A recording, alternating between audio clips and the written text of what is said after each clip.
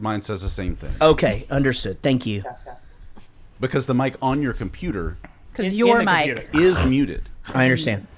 The files are inside your computer. He's never seen it. I've never seen that movie before. It's so sad. Well, add that to the list then. Isn't it fun when you've seen one that he hasn't? Yeah, this is the first one. Yeah. Maybe Moulin Rouge. Or has he seen that one? I don't think so. Why am I can't hear myself now. I've done nothing. Because your mic is I've done muted. No, that shouldn't have been it. Hello? Yeah, no, I stopped sending a fucking signal. Oh, wait. Oh. There it is. Motherfucker. A fucking cable. Shitty cable. After all this shit. Shitty Out. cable. Son of a bitch. Let's just fucking call it. Fucking see us season 4. Thanks for tuning in to season 3, guys. That's it. Look for all new artwork next week for season 4. That was fucking great. Patreon supporters, sorry about the break again. Again. Wait, where's the record button? It's already recording. It does it by default, right? Did you set it to yeah, it'll be fine. Okay. Only time there's a record button is if you not going set it live. to yeah. Yeah. So, Do I need a button or can I do this? you don't need a button. You yeah, they already fried the new computer again. Fucking Woody. And our pets' heads are falling off. Fucking stop reading that shit. Okay, guys, welcome to season 3, 5 questions.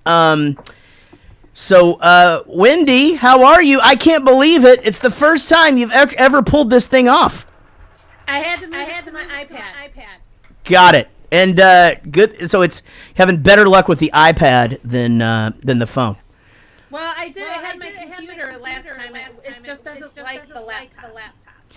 Like, I had better luck masturbating when the iPad first came out. I would take it into the bathroom. Wait, better luck? Like, Yeah, because it was bigger, you know, and Well, phones. and you were younger. Phones were tiny back then. And they didn't play, like, you couldn't stream stuff. It had to be like a specific file type. Well, It's like some obscure thing. Yeah, but I mean, it worked. I mean, it was fine. It It's doesn't better take than long. better than trying to imagine porn. Can you imagine if we still had to use our imagination? Or a JCPenney's catalog. Or something. Oh man, Oh, my parents started ordering from all of that shit when my dad started making money when I was in like the 3rd grade, and then all of a sudden they had these fucking Victoria's Secret and fucking Frankie.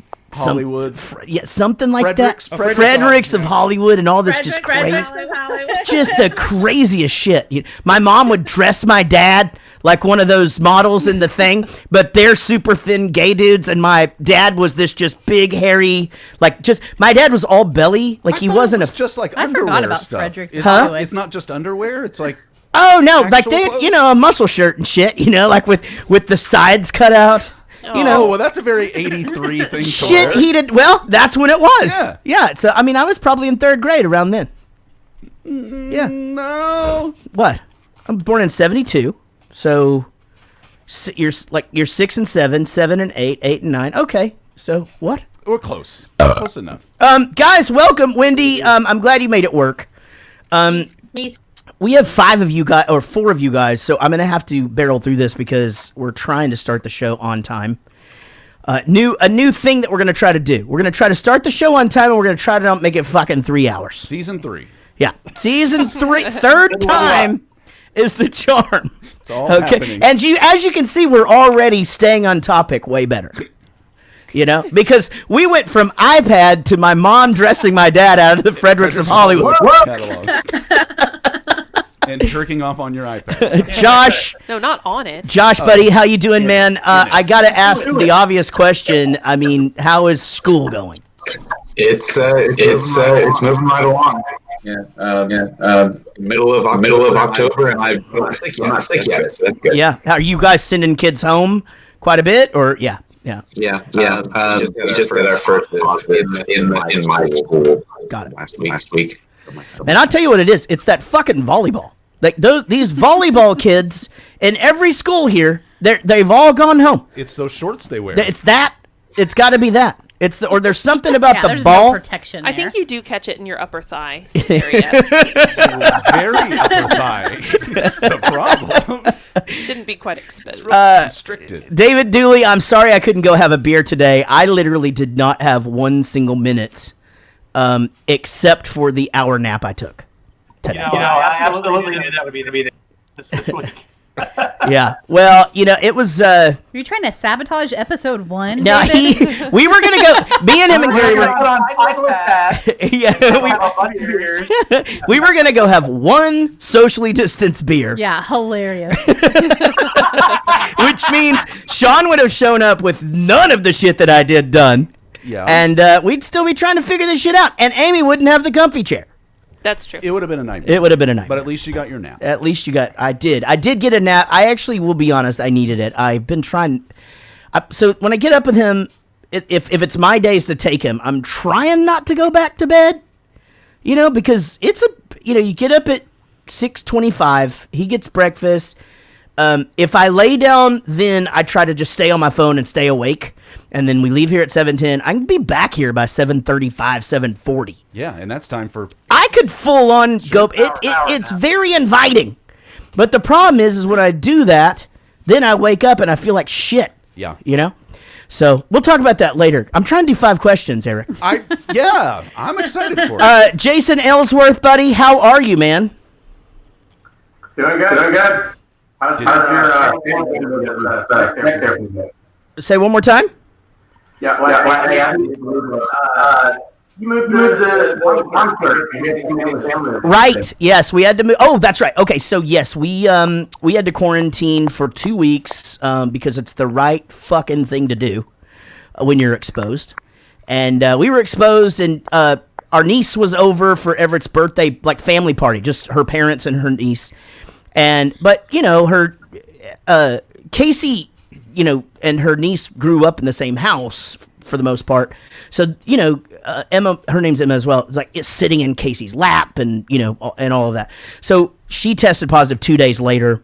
So we did our 14 days. We've got our, me and Everett got one test, after the 5 days.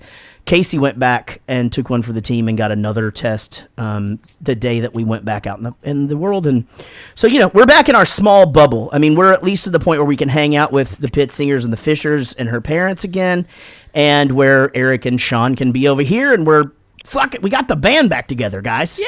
It's exciting. Unbelievable. I was telling a client about my niece. Yeah. And just saying, this is what happened. That's because I had to reschedule a few people.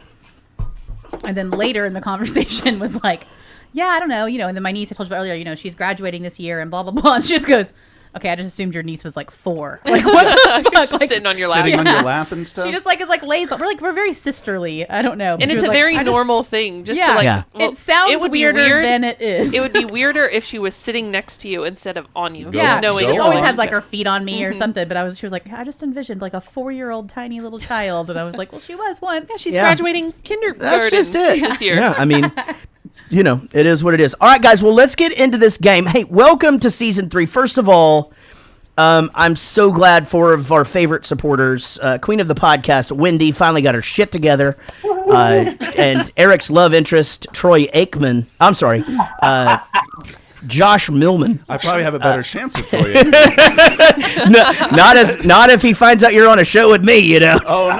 Well, I tell everybody he's an asshole. Yeah, that's true. It's a whole thing. Yeah, he's an asshole. Yeah, he doesn't know who the fuck I am, though. I saw him at a wedding recently, and he just passes right by. He doesn't fucking give a shit. Well, fuck him. He's fucking. I did actually. What did he ever do for anybody? Yeah, you're right. Yeah, you always like the boys that treat you like shit. And of course, Yeah. David Dooley, again, one of my besties, and Jason Ellsworth are all here. It's time to play 5 questions. And now, Jared Goes to the Movies presents everyone's favorite podcast game show. It's time for 5 questions, where we ask 6 questions, and the high score is 7. Here's your host, Jared Reddick.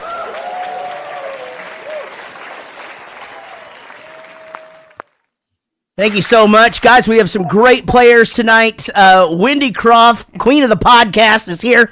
She finally got her shit together. It looks like she's wearing a Browns jersey. I'm not wearing a Browns jersey. Is it one of? My last name is Croft. Oh shit! You're right. God damn. Okay, well, it just says Wendy on the thing, and I go by what it says. I'm just gonna say Wendy. Wendy Mata. Yeah, her name is still Wendy. So Okay. that part's still What's right. a Mata? Nothing, Jared. Actually pronounced Mata. Oh, okay. Hey, don't be mad at me. I didn't mean Right. to do this. The oldest joke in the book, Jared. Oh, but hey, hey, Brand new listen, to us. how often do you think I hear red dick still? I'm 48. I know. Yeah. I know. All right. Josh Millman is here, and boy, is he happy to be here with Eric today. How you doing, man? We're incredibly happy, man. David Dooley, everybody's favorite laugh, is here. And, of course, Jason Ellsworth is here. Give it up for all of our players tonight. Let's go over where everybody is. Josh Millman is a champion. He's a 2-plaque winner with 6 wins and 13 attempts. Wendy Croft, also a 2-plaque winner. She is playing for... Did I say Croft again? It's autopilot like Chris Burney. I need about 6 months. Is his name not Chris Burney anymore? That's it. But imagine if he changed it to Chris Gonzalez. Is he gonna? He might. I don't know. That would be a good name for him. Wendy is playing for Woody tonight. And then Jason Ellsworth is a champion. He's got 6 wins, and tonight will earn his 10 appearance plaque. And also David Dooley with 4 wins has a chance to win his first champion plaque and will win his first ever attempts plaque. So sorry about that, guys. All right, here we go, guys. Are you ready? Is everybody writing down your answers today? All right. Yep, Thank you, guys. I really appreciate that.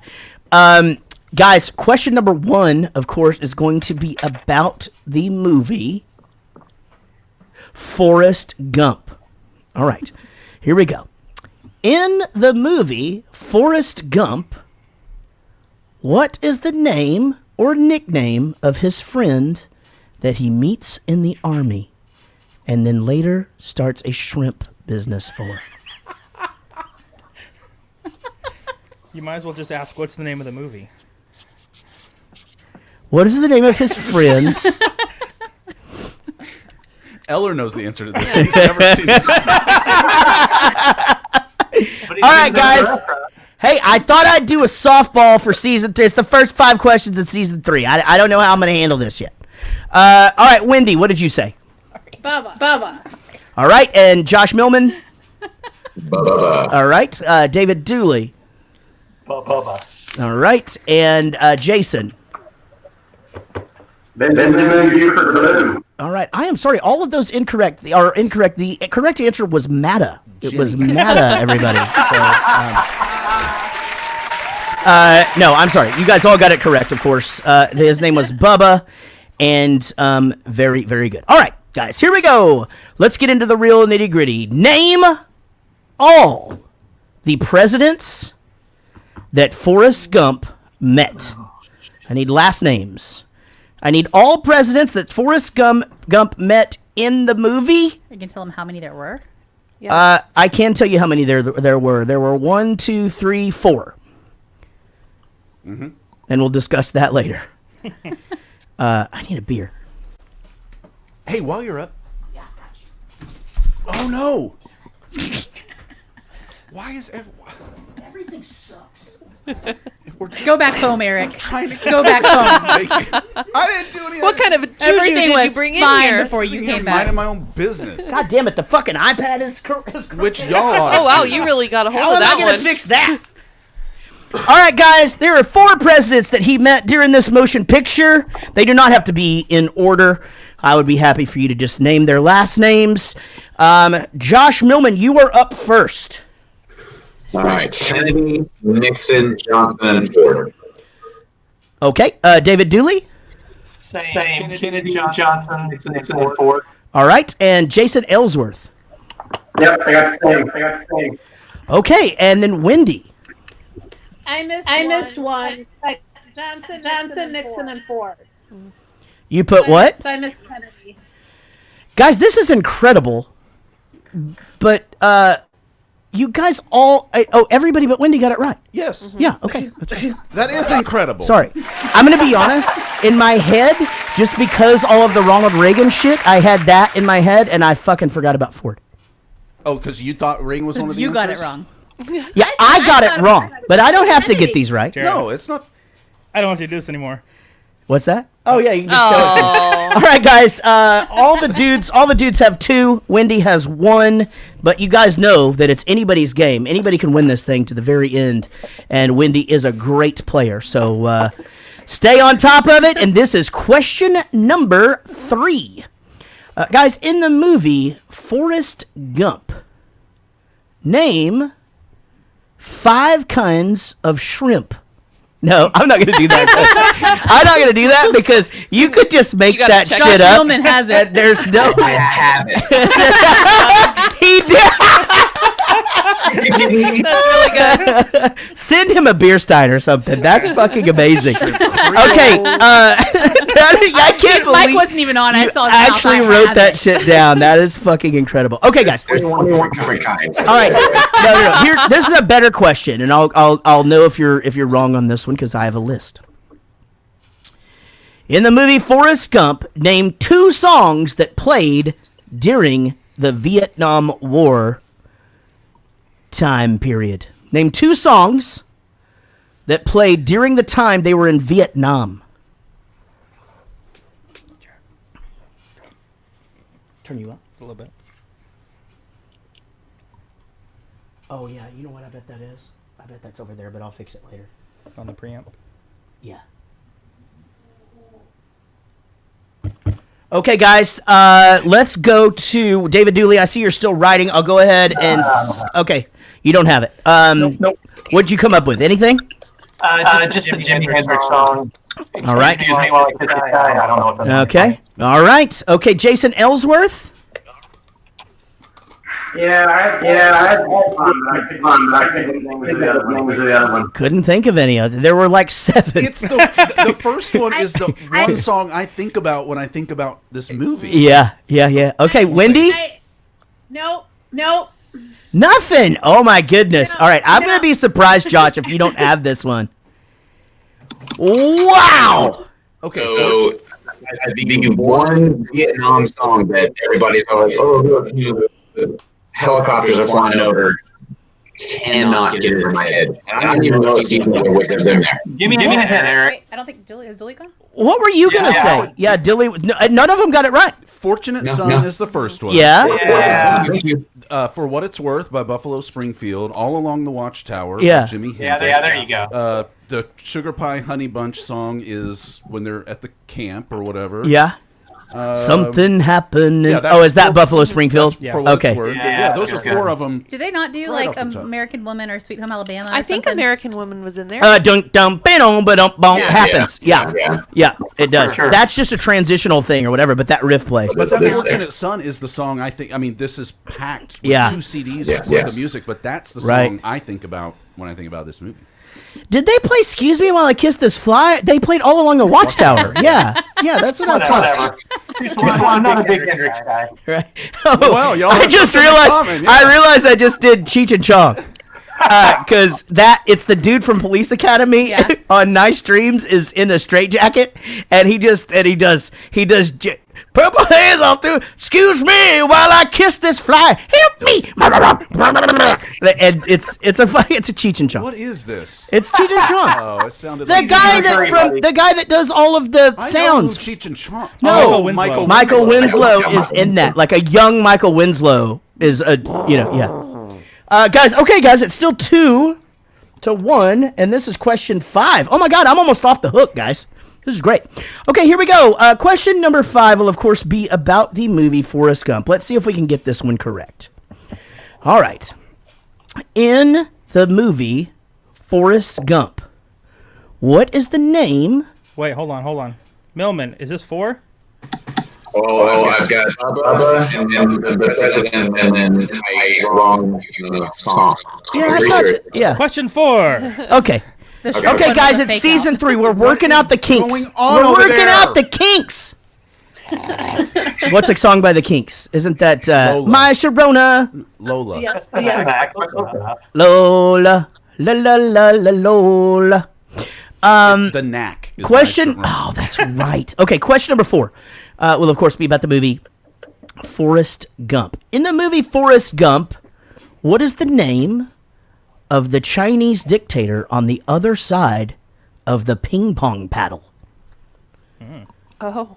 What is the name of the Chinese dictator on the other side of the $25,000 ping pong table? The $24,893 that he has left. 3 Dr. Peppers. So, oh God, I can't wait to talk about it because Oh, it's so good. there's so many of these things that I didn't get because I haven't seen this movie in so long. It just so many things came together, and more for Casey because she hasn't seen it since she was really young. Me So too.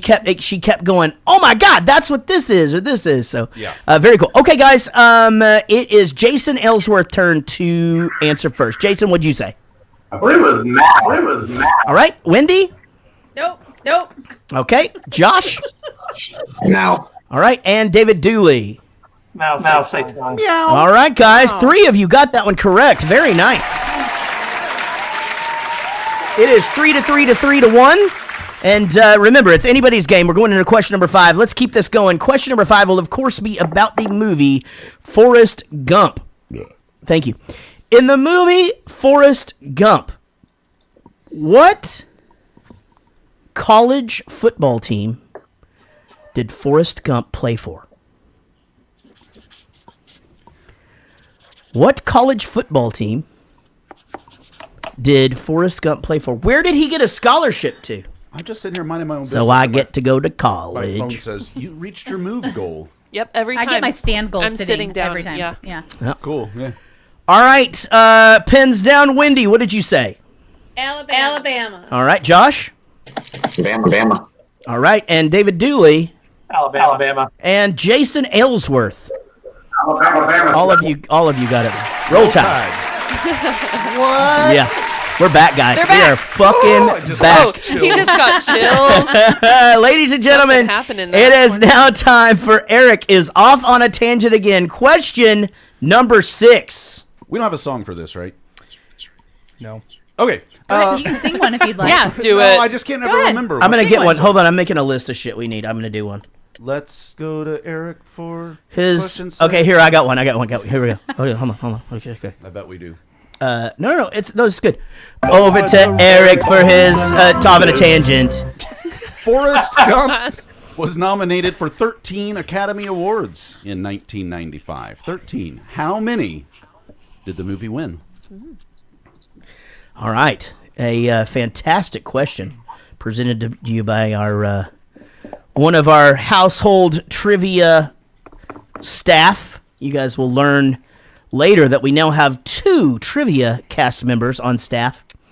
And it's a very exciting for you guys. All right, guys, I'll give you another couple of seconds to write that down. Anybody need to hear the question again? I will give you a hint. It is a number between 0 and 50. Okay, right.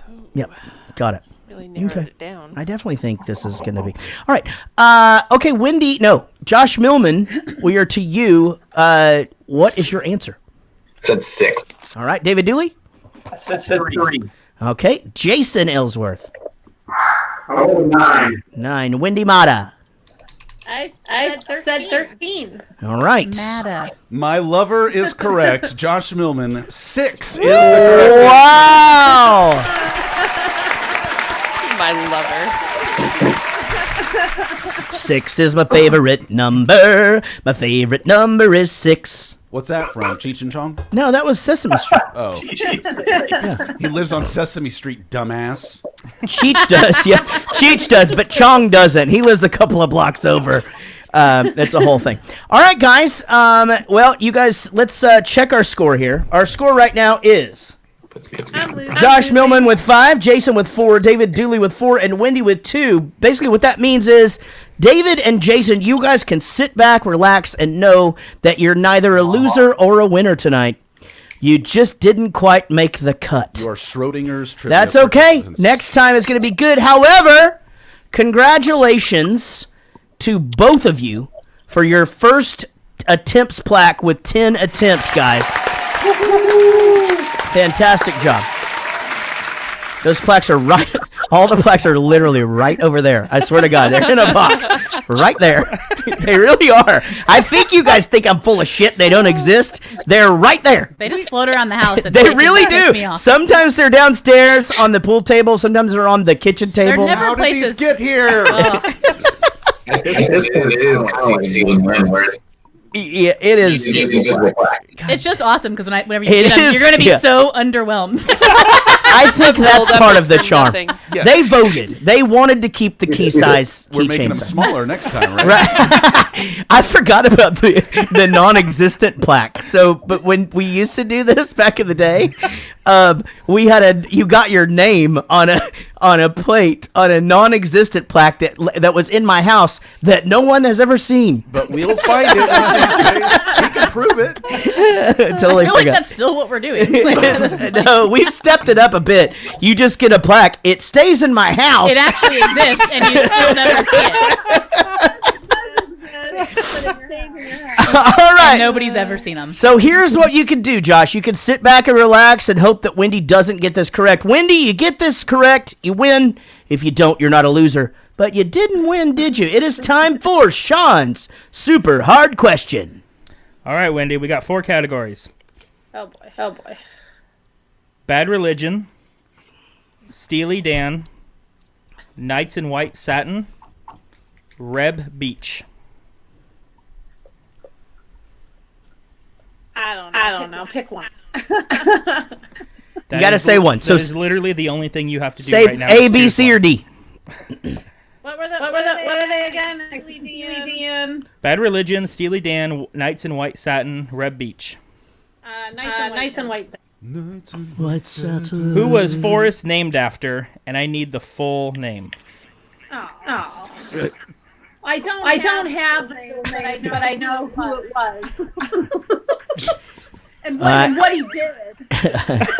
I am sorry. I believe tonight's winner would like to chime in with tonight's So answer. excited. Give it up for Josh Millman. I'm his lucky charm. That's Josh what I goes to 7 I love wins. you, buddy. Josh goes to 7 wins, which is only behind Gickler, Woody, and you know who I'm talking about? Tall guy. Yeah, Army friend. He Kind of- gives me the fuck. I'm Woody. just drawing a blank. Oh, Greg? No, Greg. God damn it, Greg. Well, he's not tall. He changed his last name. It used to be Lee. Now it's Rodriguez. And why are they all Hispanic?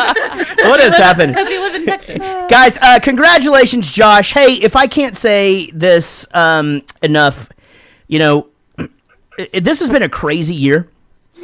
You guys are sincerely such amazing supporters of this show. And you should have seen us all come into this room tonight. It was literally the only thing that I can equate it to is Bowling for Soup, not seeing each other. And it was like kind of the same feelings. And so thank you guys for your support. Thanks for always being awesome when you're on the show. And come watch the live stream. Dude, love you guys. See ya. Love you guys, man. guys. Josh, congratulations, buddy. Boy, Josh. Good job, Wendy. You did it. She's moving. Yeah, that she wasn't calling in from the surface of the sun Right. was excellent. Jason just still hanging. So basically I removed them all manually, so you can do that, Sean. But I don't mind doing it like this, where we're both logged in and we can just kind of help, whatever. How do I Y'all can double team it.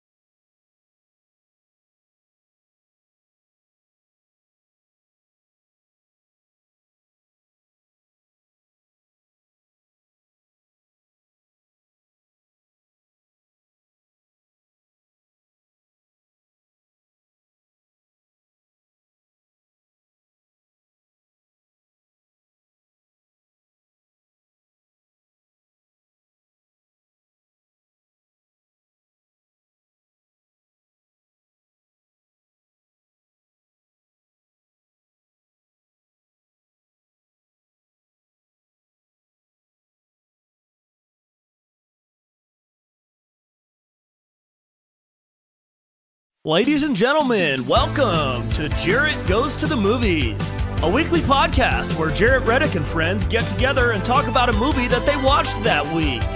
Plus, whatever the hell else is on their minds.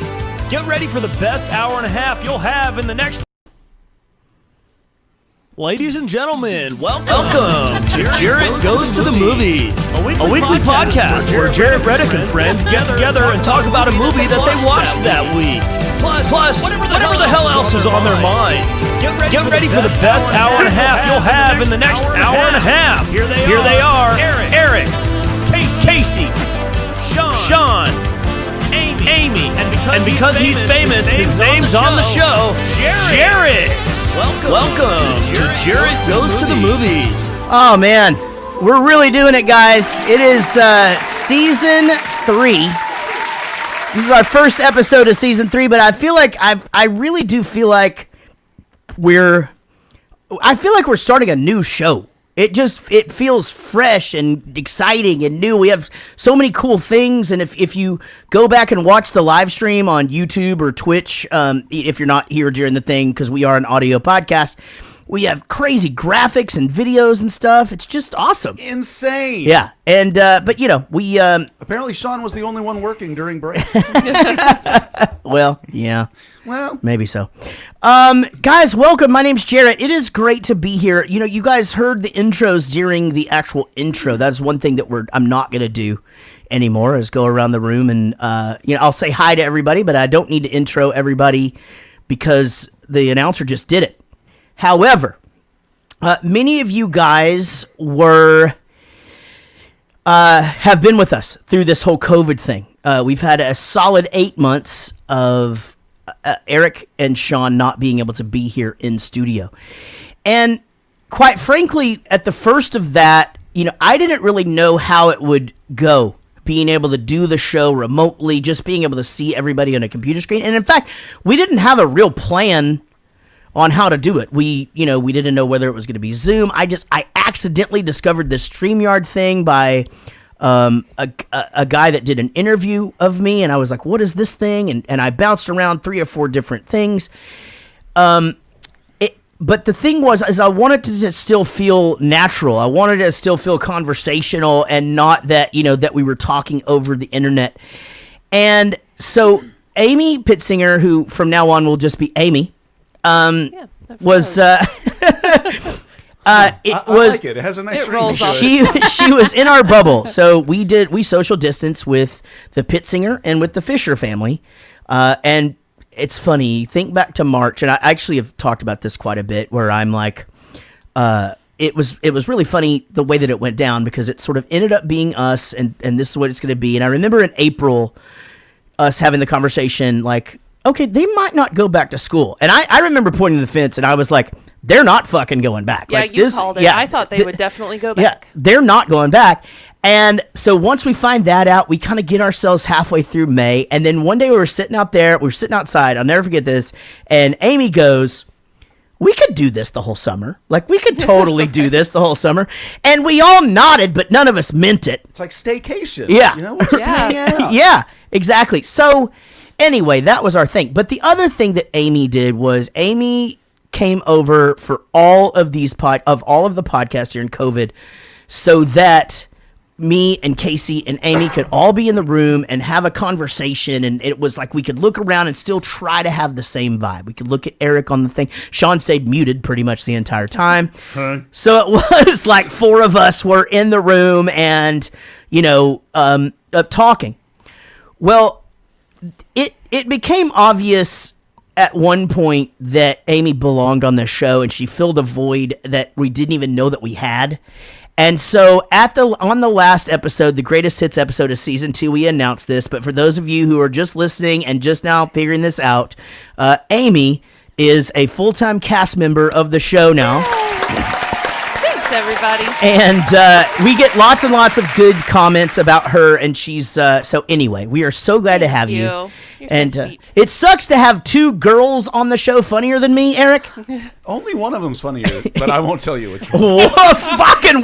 Oh, you deal with them on that. Then. Whoa, Jesus Christ!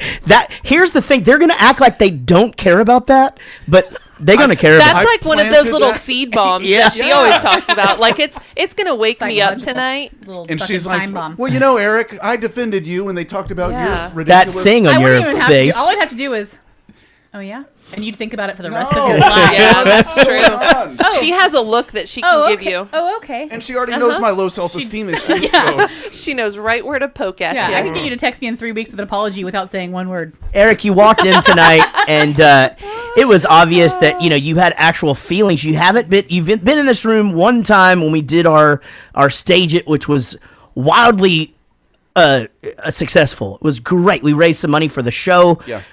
You got to pay some bills. I got to pay some bills. Whatever. Like I think we threw Sean some money. Did we throw you some money? I had nothing to do with it. Okay, we got to throw him some money. We should remember that. Okay, I've got to fucking figure that out. or You could whatever. make him a Okay. plaque. People love money. Why don't I give him a plaque? And we could put it But in don't that, give it to him. We'll put it in that box over there with the other plaques from the people from 5 Questions I think who. I already did that. I think it's in there. Yeah. Oh yeah, it is. Sounds right. Oh yeah, Sean, we got him a plaque when we did this thing. Sean, say thank you. You've only been here. You've only been here once. It's That like a child. wasn't that back in June. What do we say? I think It's June. You were obviously emotional when you walked in the room. I was really happy to see you guys. Yeah, I mean, man, so tell us. Obviously, everybody's been seeing and hearing you remotely, but not really knowing what your life has been like. Well, I mean, I was lucky in a lot of ways because I've been working from home for many, many years. So is my partner. The kids have been at home, so that part didn't change a lot. And I'm kind of a homebody as it is. So I would go to trivia on Wednesdays, and I'd come over here Mondays or Fridays whenever we did it.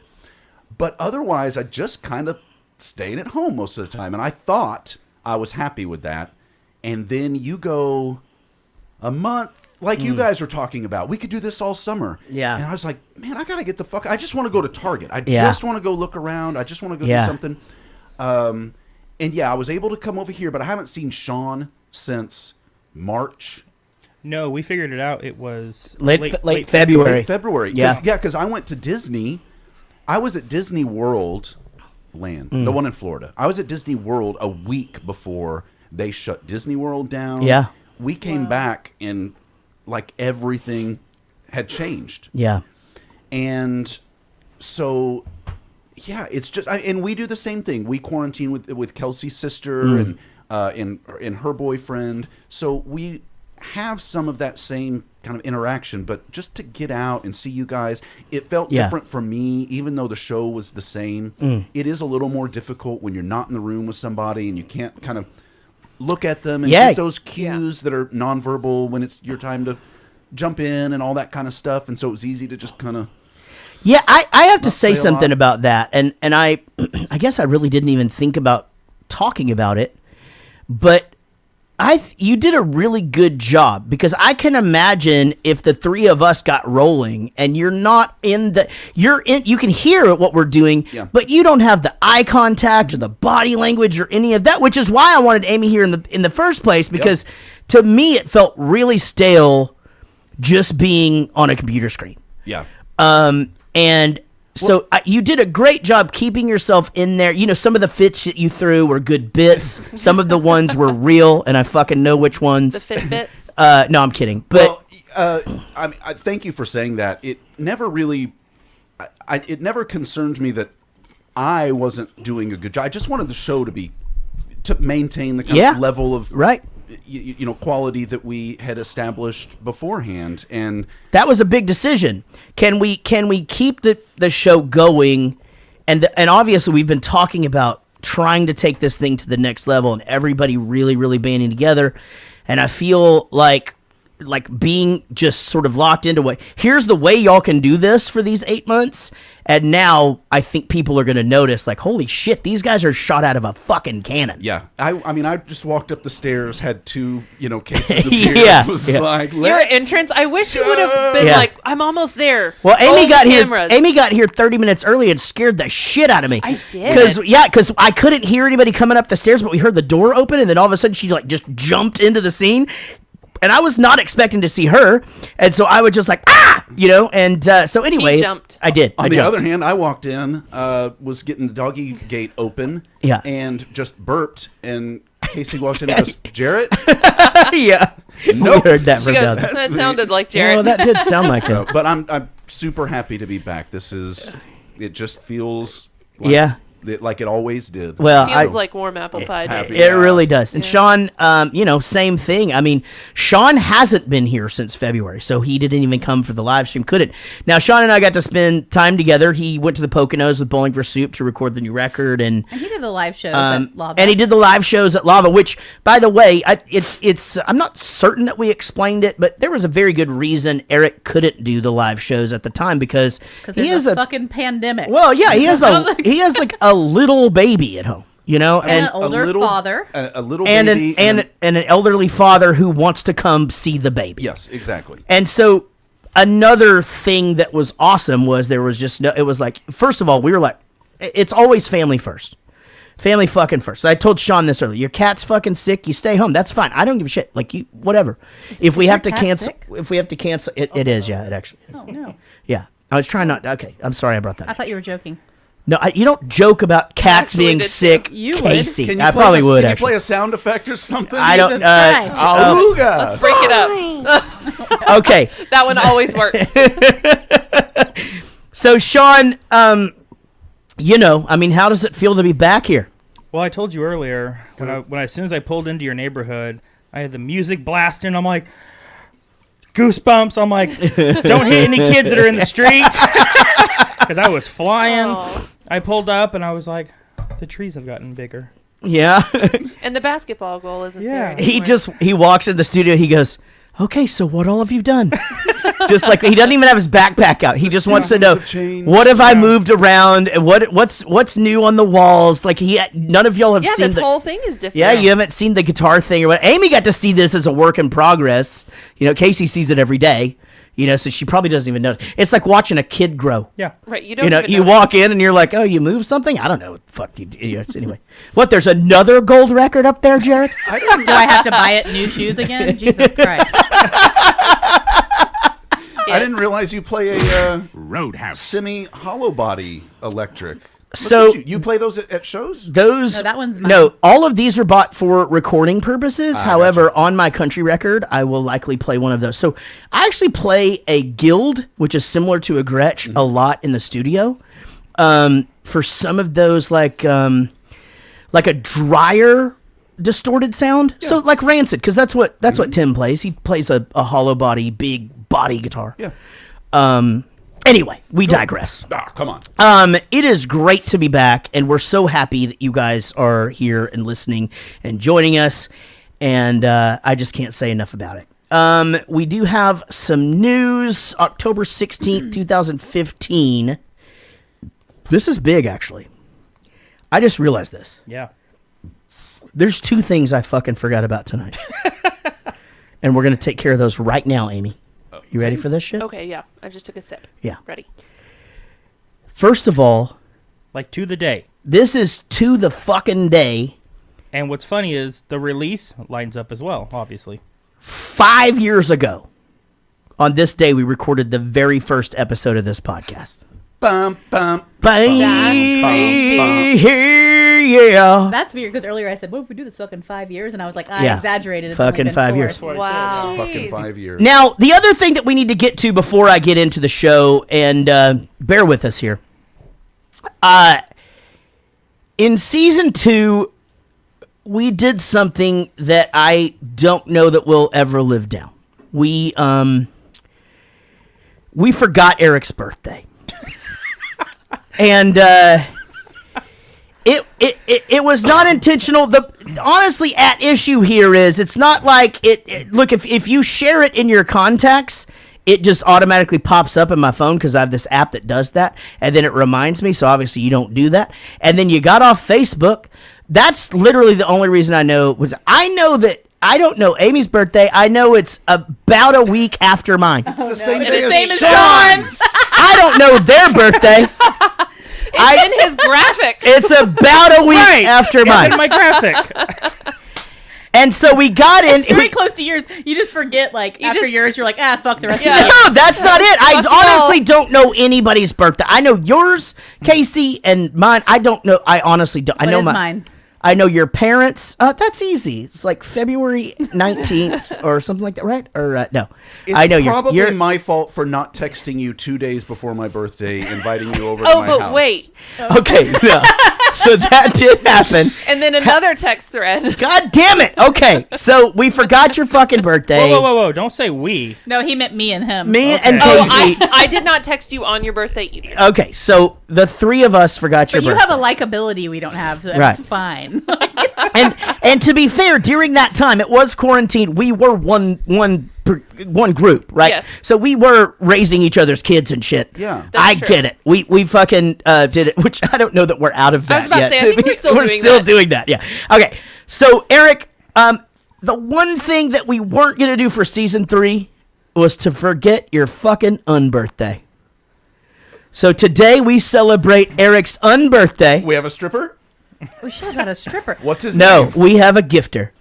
Oh. And so, Eric, no, stay over there. I'm going to bring it to you because I need a beer anyway. He's really building it up. Damn it, I should have brought mine. I didn't Okay, even think about it. Sean. All right, so here we go. I Now, sent you a text. That's I what, know. remember, this is an audio podcast, so I need you to describe these things as they come out.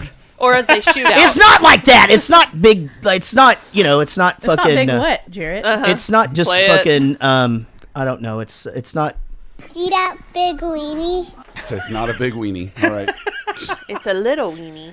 All right, the bag is blue. Just your typical, yes, please. Your typical yes, please. Just your typical Blue fucking cardboard bag. Blue The fucking bag. Tissue paper is a silvery Ooh, that's fancy. kind of Metallic. I feel like I'm pulling on. So okay, the first item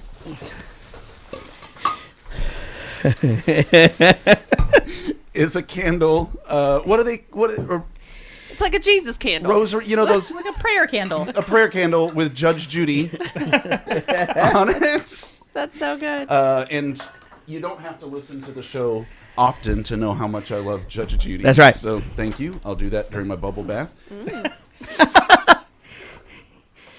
And from one of our most recent episodes. This is from The Jerk. That is right. A T-shirt that just says bullshit Front and back. front and back that I will wear for conference calls at work. Thank you. What do we got here? Next item is a coffee mug. I can already tell it's a coffee mug. It says they fucking forgot my birthday. That is a 16 candles quote.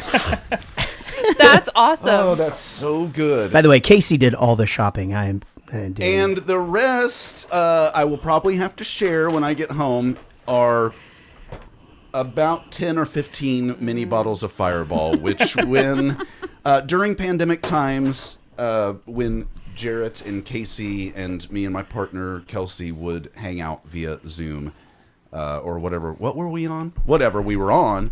FaceTime? We got on FaceTime a bunch. FaceTime. Oh, I was Yeah. going to say Coke. Lots of Fireball. I hung out with you guys a lot. Casey hung out with you some too, but basically, I it'd be- hung out with him enough. yeah, Jesus Christ. it'd be like the fucking Time end of the warp. night, and we would start hanging out. Eric, it was like we would blow the next day hangout. It was the last time we did that I just texted both of you. Like, how does this keep happening? Yeah. And Casey just goes, we can't be friends. Yeah, anymore. that's This is Casey's. enough. Yeah, she's just like we can't be friends We anymore. can't do this. All right, we got you one more thing. You've got AIDS. So happy birthday. So not HIV. So bring in that stripper. That's right. Not HIV, but full blown AIDS. Everybody wish Eric a happy birthday. Happy birthday. Happy I unbirthday. appreciate it. Happy unbirthday. Yeah, Mark this October and just have- 16th. let's We'll make this always, his birthday yes, now. exactly. Your birthday has now moved. Have a new birthday. And that's easy to remember because I can remember the anniversary of the show. I can't Oh. really. I had no idea. son of a bitch. I fucking had no idea that's what this was Is today. your birthday the same as my mom's, or it's 2 days different? It's 2 days 2 after. days after. Your mom's was 22nd, Thursday this I got year, it. and mine was on Saturday. Which is only a week after yours, or a week before? Yeah, which Hers one, is the 7th. Eric? It's I the know, 7th. Yeah, you're I on know. Facebook. I'm not. Oh, I got off Facebook before you did. You didn't even notice. Ladies and gentlemen, this is Jarrett Goes to the Movies, and we are so glad you guys are here. Obviously, we have so much to catch up on, but we got to talk about the movie Forrest Gump. But first of all, let's get this out of the way. Our Patreon support has gotten us through many, many chapters of this show through a computer that costs more than a car. that now sits not even in this room. Not the kind of cars you drove. Okay, that one is accurate. That's a joke about, that one is accurate. pretty good. Yes. I drive an Accurate. I'm just trying to put this tissue paper away. I actually fucking made myself laugh on that. That was so stupid.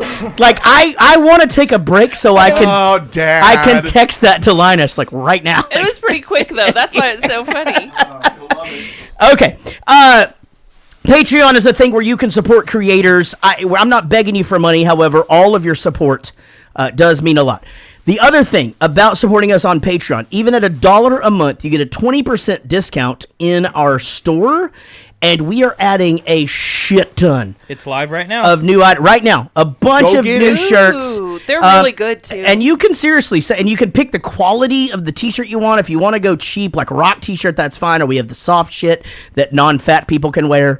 You know, or if you're fat and you're fucking accepting it, you can wear the one that's clingy to you. I just prefer the ones that like fucking go down in a straight line and skip over. Oh, I never realized that the softness had anything to do with it. Yeah, you fucking wouldn't.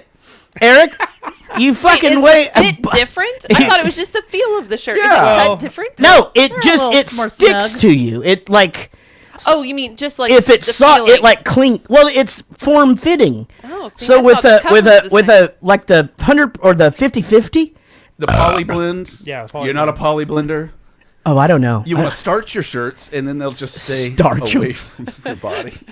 Whenever I was in high school, they had all we call them kickers. They The jeans. They dressed up like cowboys. In They costumes. And their They cowboy put their costumes. cowboy costumes on every day. And I mean, their shirts would be like that, and it's just like watching them walk down the hall. It was fucking crazy. Yeah. And I was friends with everybody, so I liked it. But I would ask questions like, "How do you fucking move your arm?" You know, and yeah, and that's what it is. They were all look like big very techs. big techs. Yeah. Howdy. Okay, that's that enough was a about good Patreon. reference. We would appreciate any of you guys that aren't supporters. Jump on. Plus, it's a great community of people. Plus, we put outtakes on there, and a little as $1 a month, you can be a part of the winning team. All right, guys. New supporter, Boca Ray, came in at $1. Let's welcome them. Him to the thing. Ryan Clydesdale went from $5 to $10. That's a perk level. That's a perk level up.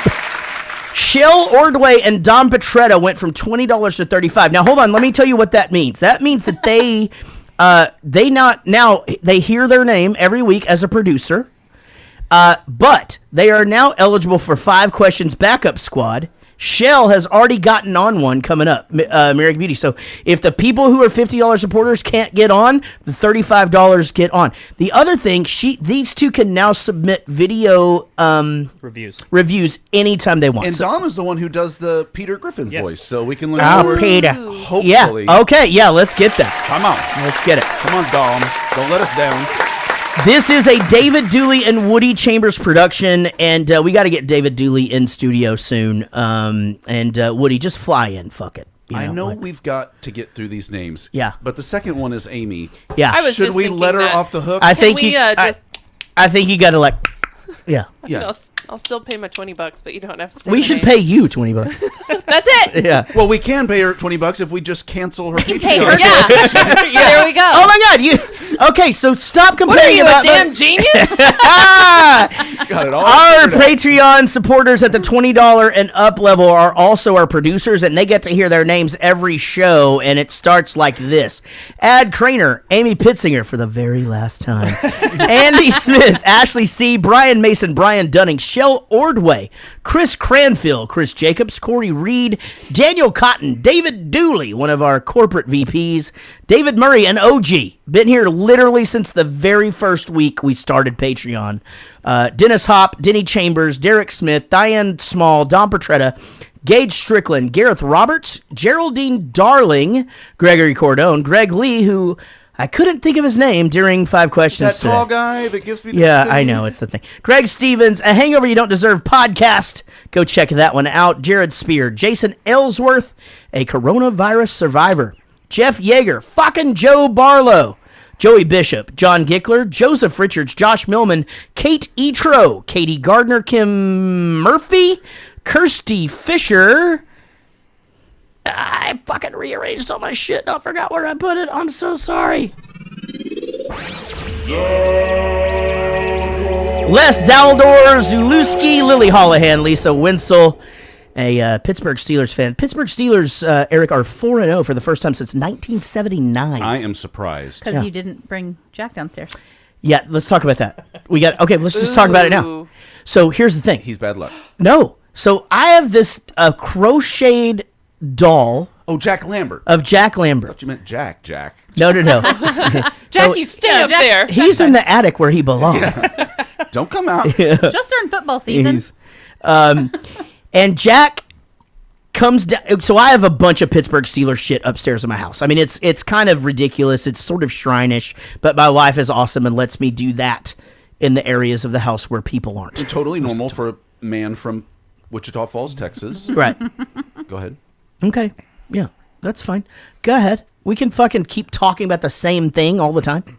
I've already talked about that on the show, like 4 and fucking times. Oh, I really missed this. Are we on a one? We can only tell a story once, and then my dad was born in Pittsburgh, born and raised. I got all this shit when I was a kid. One of the things in the second grade was a Jack Lambert stuffed crocheted doll. I kept it my whole life. I still have it. It's an amazing fucking immaculate shape.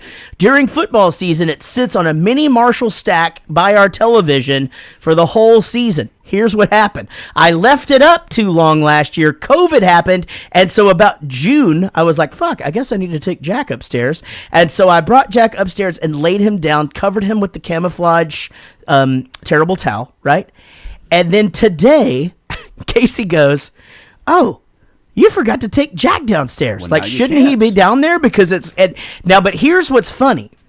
He's laying there, and he's got some random shoelace hanging off him and shit, like that Everett has obviously thrown on there. He looks a little uncomfortable. The towel isn't covering him correctly, like the maid may have moved him.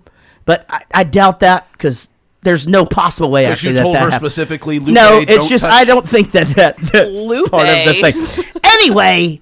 So I go over to pick him up, and my wife, who is awesome, goes, no, you can't do it. Wash your hands. Stop touching him. Yeah, No, I didn't even just touch don't him. move him. I I'd like didn't to point out I'm a Cowboys fan. I'm going to fucking throw that doll across the room the day they play each other in November. You're going to get a giant slingshot and just She is launch not him. going to fucking... I'm going to get you a Duck Hodges crocheted football guy. Rest in peace, Duck. No, he's back. I'm going to bring him down They re-signed him. for the Cowboys game. I think he's on the practice squad, but, he's there. Good. All right. Lucy Murray wants to be better at guitar. Mandy Pretty. Maddie Ice. Michael Price. Mike Breton. Mike Hunterts. Nick Brignoni. Rodon James. Ray Elliott. Robert Mays.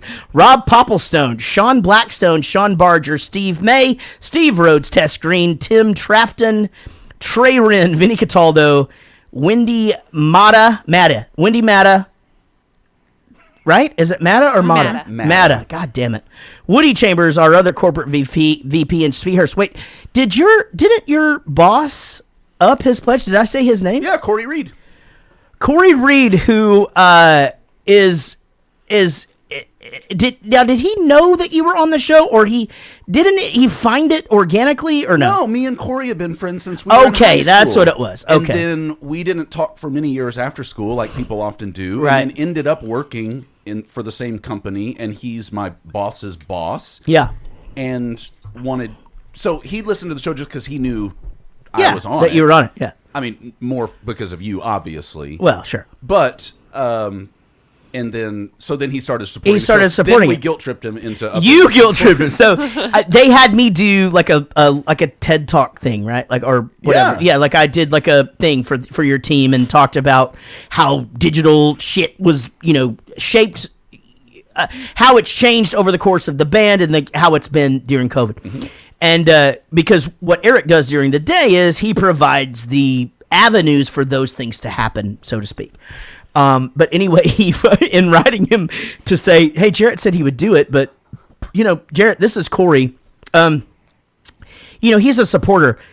He could contribute more to the show. I mean, I know what I make at my job, and if he's my boss's boss, he can be doing more than $5 a month. Well, anyway, welcome, and let's hear it for all of our Patreon supporters. Seriously, you guys mean a lot to us. We're trying more and more. Hey, we'll have a new perk coming out soon. The last one was notepads. We've sent out beer steins, really cool backpacks. I've got a really cool idea for one that we're going to do. Speaking of, I think Lucy left her beer steins at Lava last time. God damn it, Lucy. Well, I've got a box of them that we can... No, you don't. It's next to the Just box. like next to your box? fucking box of White Claw from Christmas. And Oh, I drank those. I drank those during a Sam Adams charity thing that I did because they sent me a shitload of Sam Adams, and I'm like, Ew. well, I'm not going to drink that. Sam Adams doesn't need any charity. That company makes a bunch of money every year. That is a really fucking good joke. Roadhouse. Send them away. Just send them away. No, listen to me. I don't need any more money There from are people far more deserving.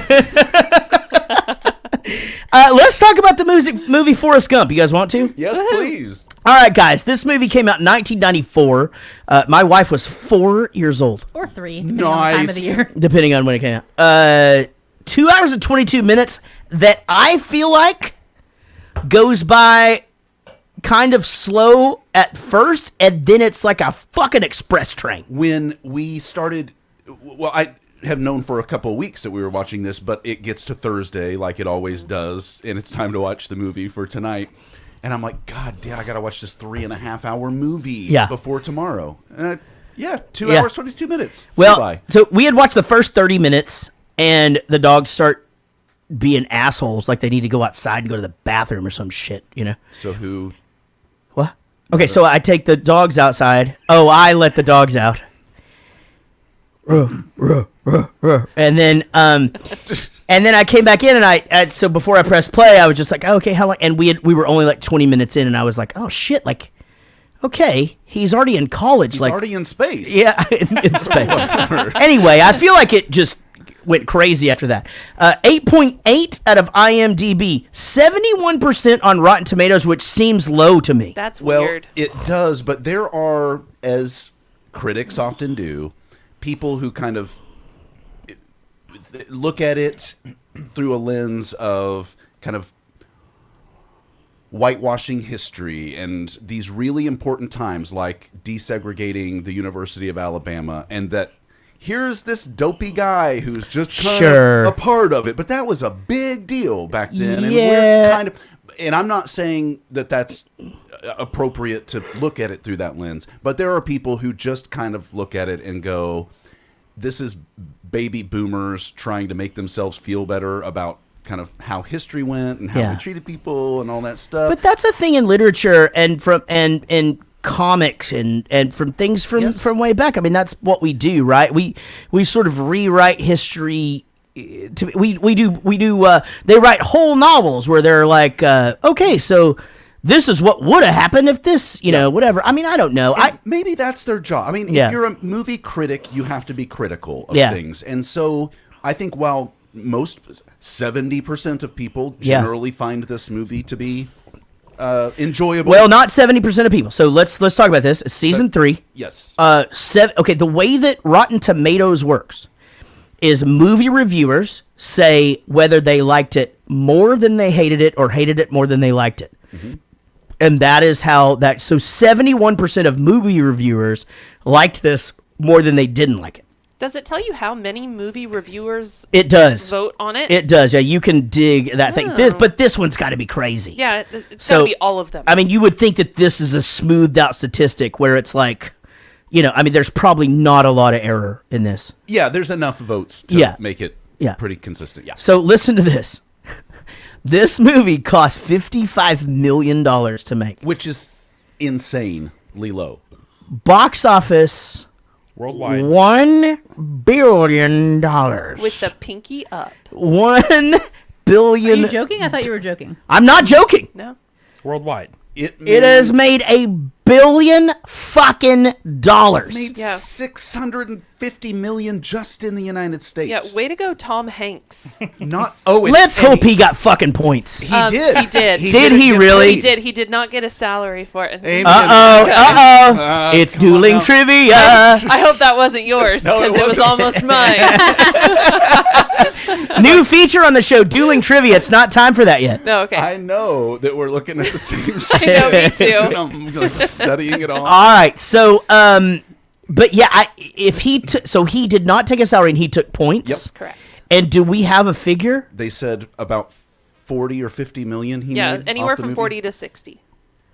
Which is double what he would have made as an A-list actor. He was probably a $20 million But that's actor at also- 94, In right? 94, yeah. For Yeah. sure, but that's the reason why you get a budget of 55 and not 75, right? Because you He didn't made pay it to him. where I it don't was. know. I Yeah. don't know if he would have been an A-lister because before this, 94? before this was like big. I think after this he fucking shot up. And it's Sure. crazy For because sure. if I would have asked you guys on trivia, which came out first, Forrest Gump or You've Got Mail? Hold on. I would Hold say- on. Wait. Yeah, let's guess. It's Forrest Gump. I would say Forrest. God damn it! I was gonna fucking guess Forrest Gump we for all- sure. Yeah. It's Forrest Gump, but I think Sleepless in Seattle and You've Got Mail as like 91. That's when he stopped being funny. Yeah, it's like, I don't think what- so at all. I Oh. mean, I'm thinking like The Burbs, Joe versus the Volcano. That shit. Like, that's feels 80s to old. me. Like, but Or was it AC? No. I mean, Big, No. big, fantastic movie. But I mean, he was on a sitcom in the 80s. Bosom Buddies. Bosom Buddies. Great fucking show. But I still think this is the one that shot him up into A-list. You're not agree. wrong. You're not wrong. But what was No, I agree. with you. like Okay, Brad fuck. Pitt level is what I'm getting. Jesus Christ. Hold on 1 second. Let's IMDb. Casey. I'm this. going to be I don't know. mad that I Okay, came a back. League of Their Own was just Huge. 2 years before this. Huge fucking Oh, movie. this was before. Yeah. 2 years. this is- no, A League of Their Own was 2 Was years before. before this. That Thing You Do was 2 years after this. So he's already fucking. I think A League Killing of Their it. Own bumped him up quite a bit. I agree. I think A League of Their Own had to have been huge. So anything you want to say now, Well, Sean? Sleepless in Seattle. Okay, so that was a year before this. So yeah, he I can was take you already. off. He's got the power. I think he would have already been an A-lister. Yeah, you're by right. then. Okay, so here's the deal. He had done The Burbs, Turner and Hooch, Money Big, Pit. Money Pit, Radio Flyer. Oh yeah. Big fucking movie. Then I think League of Their Own actually might have been the breakout, guys. I think so too. I think it was Which was 2 years before this. 2 years before, and then he gets Sleepless in Seattle. Oh fuck, dude! God damn it! No, he was for sure an A-lister. Philadelphia. He got a fucking Academy Award year before nomination. this. Oh. Yeah. But Okay. A League of Their Own was a year before that. Yeah, he was a $20 million actor. Wow, at he that was point. busy. And also, but also listen to this. It goes Forrest Gump, Apollo 13, Toy Story, That Thing You Do. Oh my god. Guy, He was doing all right. He was doing okay. You think he's still doing okay? Or? Pretty well. I don't know. He survived COVID. Yeah, so he's doing great. Oh, He yeah. fucking did it. He made it back from Australia or wherever they were. He did it. All right, here we go. Had you seen this movie before? Oh, yeah. This movie was huge. So do we even do a pre-synopsis? No. Okay, so I here know, I will say. Eric. Sorry. What? Well, I don't know what I would have.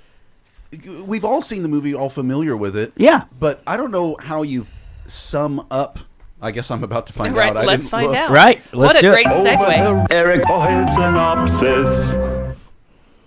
The presidencies of Kennedy and Johnson, the events of Vietnam, Watergate, and other historical events unfold through the perspective of an Alabama man with an IQ of 75 whose only desire is to be reunited with his childhood sweetheart. That's pretty good. That's pretty good. Pretty good. Also, can I just say, when did Bachelor Party come out? Bachelor Party. 87. Okay, guys, he was already killing it in the early 80s.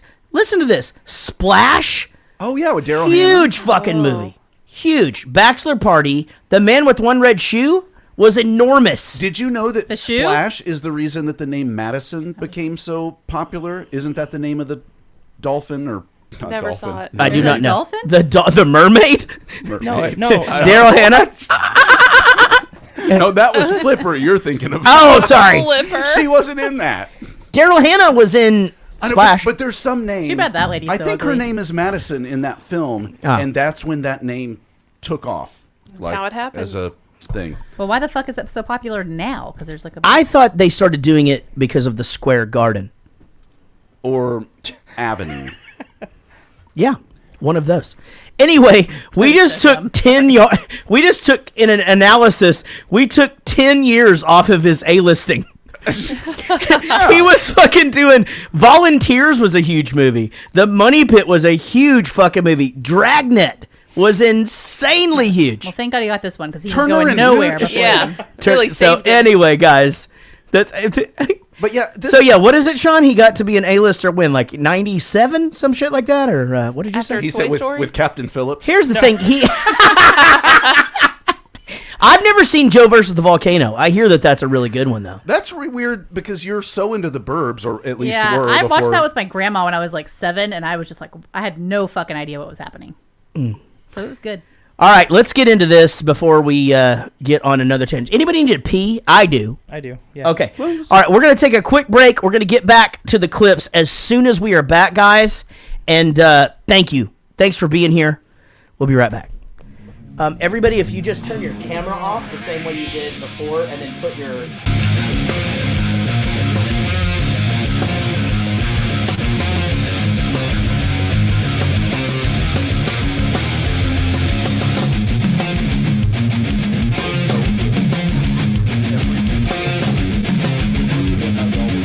Yeah, to them they're like, Yeah, we've had a lot of fun, haven't we?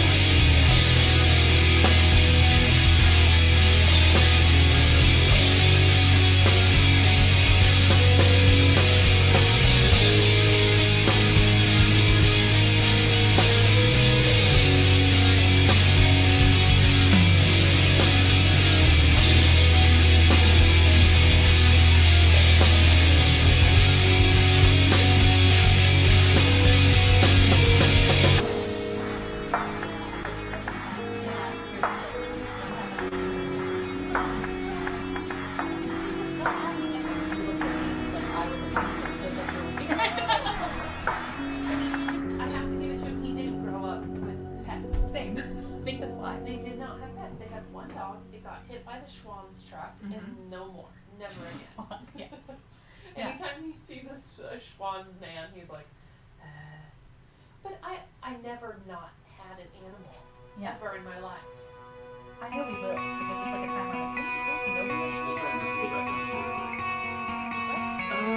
Actually, if you grab her bed, it's right under the pool table, the foosball table.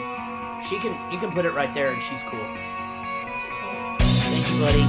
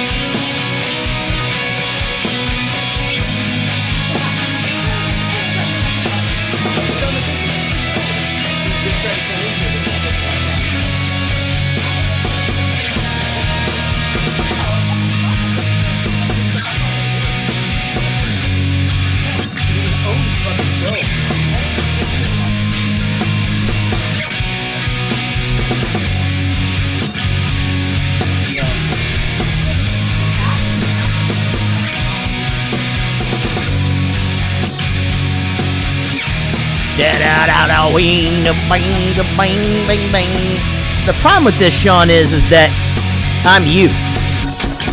Gotta figure out a different login situation. Oh, I can do that thing where I'm incognito, right? Kenny logins. Fuck yeah.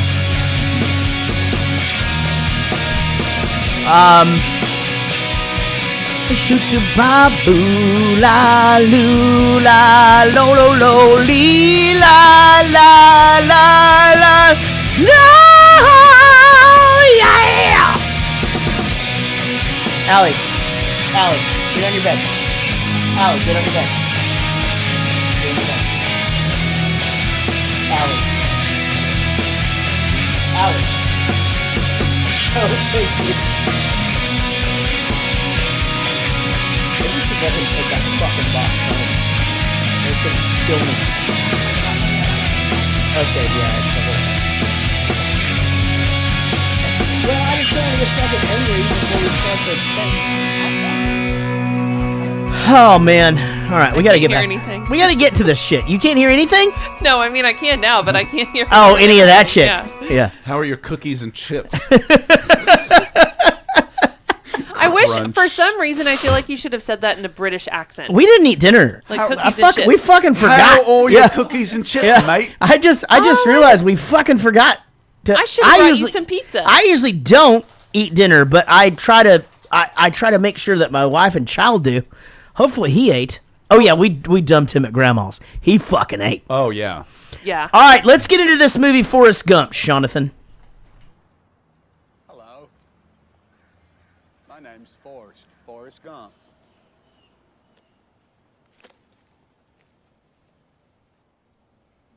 Do you want a chocolate? I could eat about 1.5 million of these. My mom always said life was like a box of chocolates. You never know what you're going to get.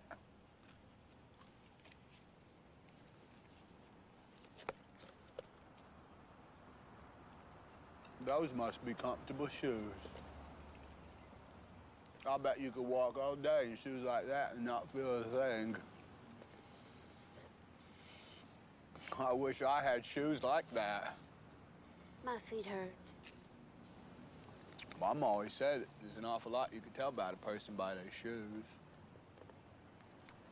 Where they going? Where they been?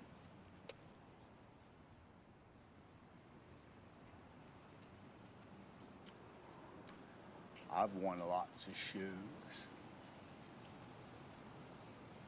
I bet if I think about it real hard, I could remember my first pair of shoes. Mama said they'd take me anywhere. Apparently the clip is really quiet. And Sorry. they did. I know. I turned it up as best I can. Sean, are you sure you're all the way up, bud? Yeah. All right, cool. Sorry, guys. I did turn it up, so hopefully that fixed it. I mean, just when he starts talking at first, and you're like, life is like a box of chocolates, and it's like, oh, shit. I mean, that is, in cinema, one of the most famous lines ever. It made the AFI top 100 movie quotes of all time. How many did he have, though? Because there's fucking 15 in this movie. It's the only one on the list. But Really? yes, I would have thought that was going to be one of my trivia questions. Yeah. Was, how many? Yeah, But you'd it think really Run is just the Forrest one. Run. I would think Run, Forrest, Run for sure. Yeah. Sorry I had a fight at your Black Panther party. Oh, that was so good. That's just what I say all the time. Anytime we have a fight, after the fight's over and we're making up, I'll just go, I'm sorry we had a fight at your Black Panther Oh, party. when y'all are laying Party. as husband and wife together? Yeah, pretty much. No, we're usually like eating Taco Bell or something. Yeah, yeah. Just shit face. That's what I meant. Laying down and Usually eating Taco Bell. in my backyard. I seriously, as I watched this, I realized just how incredible and what an interesting way to set up a movie this was. Watching it after doing this show for 5 years to the day, not having seen this in 15 or 20 years, I was just like, shit. I mean, what a cool premise. Like, he's just sort of sitting there, kind of going through his life. As Dewey Cox says, he's got to think about his whole life before he plays, and just people going and coming and how sometimes they're into it, sometimes they're not. That's what I realized too. And that fucking feather meant so much to me this time. Yeah.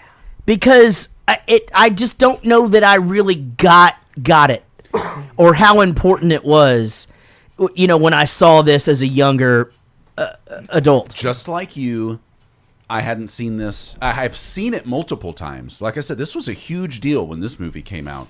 But I hadn't seen it in a while. I spent all of last night equal parts wishing that I had never seen it before so I could watch it all again the first time. And not every movie is like that. Some of them you just can watch multiple times. I wish that it was the first time that I had seen it. And the other part of that was this film hit me in so many different ways now that I'm in my 40s with children that it absolutely did not. And we may have to do the Eric Dillo cry count a la Jarrett Reddick on this. I would love it. I can tell you how many times I cried during it. In parts where I never found emotional at all when I was, in 94, I was 16 or so. And when I was 56. Yeah, you were getting up there. Yeah. But it hit me in such a different way. It was like watching it for the first time, even though I kind of knew what was going to happen. It felt like the same to me. I'm really glad you said it like that, because I didn't put that in my notes. I hadn't thought about that. It really did to me too. I think it's been long enough that I haven't seen the movie that I thought, okay, I know all the stuff.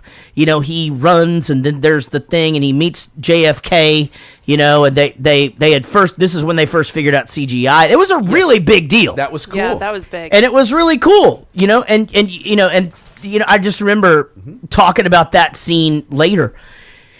It felt like the first time I had seen it to me. And it was super cool to watch it with Casey too, because, as we can talk about them as they come up. But there were several of those moments where, she was a little kid when she saw this, and where she was like, oh, I didn't put together what that was. The big one was Watergate. Yeah, I mean, there were several of them where I didn't understand what they meant by it. Like, it was weird, the things that I do remember understanding. Like, I remember the second he said, like, her dad used to kiss and touch them a lot. I remember being a little kid and being like, that's not okay. Yeah. But I didn't know what the fuck Watergate was. I said I saw this movie 100 times before I was 14, so I just didn't really understand a lot of it. And so a lot of the jokes are like, I realized the Elvis thing, but I didn't realize that John Lennon was writing that song. Like, I didn't pick up on those things. Well, I couldn't figure out in that specific scene. I couldn't figure out if he had already written it and he was kind of being tongue-in-cheek about what he was saying, or if it was the impetus for him writing that. I feel like that was kind of the theme, though, that he inspired all these things to happen. Well, okay, so again, I'm just realizing that. So I didn't even realize that. I was okay. So I had always known that he'd said the lyrics. I never thought about the fact. Yeah, to me, it was like in China. You're saying they didn't have any possessions and no religion. No religion too. That blows my mind. You could imagine. No, so I got that. I just thought he was fucking with him with his songs or whatever. He was inspiring. He was writing like it, which again, that's the whole thing, right? Is he goes through all of these different areas of time. Yeah, he inspires the shit happens, and it's just these. And he little reports things. Watergate. Right now, when you guys were kids, do you guys know if you picked up on the fact that his mom had to have sex with the principal to get him into school? Yes, I was 9 years old, and I had no idea what was happening, because even now, watching it as an adult and understanding everything, that's a fucking weird sound. It's fucking weird. Like, I didn't understand it the first time when I was 6 that I saw it, but I understood it when I was like 10. I think, eventually I figured it out. And the other thing that I didn't understand the drug use. I had no idea what that was. I was like, oh, she's really skinny.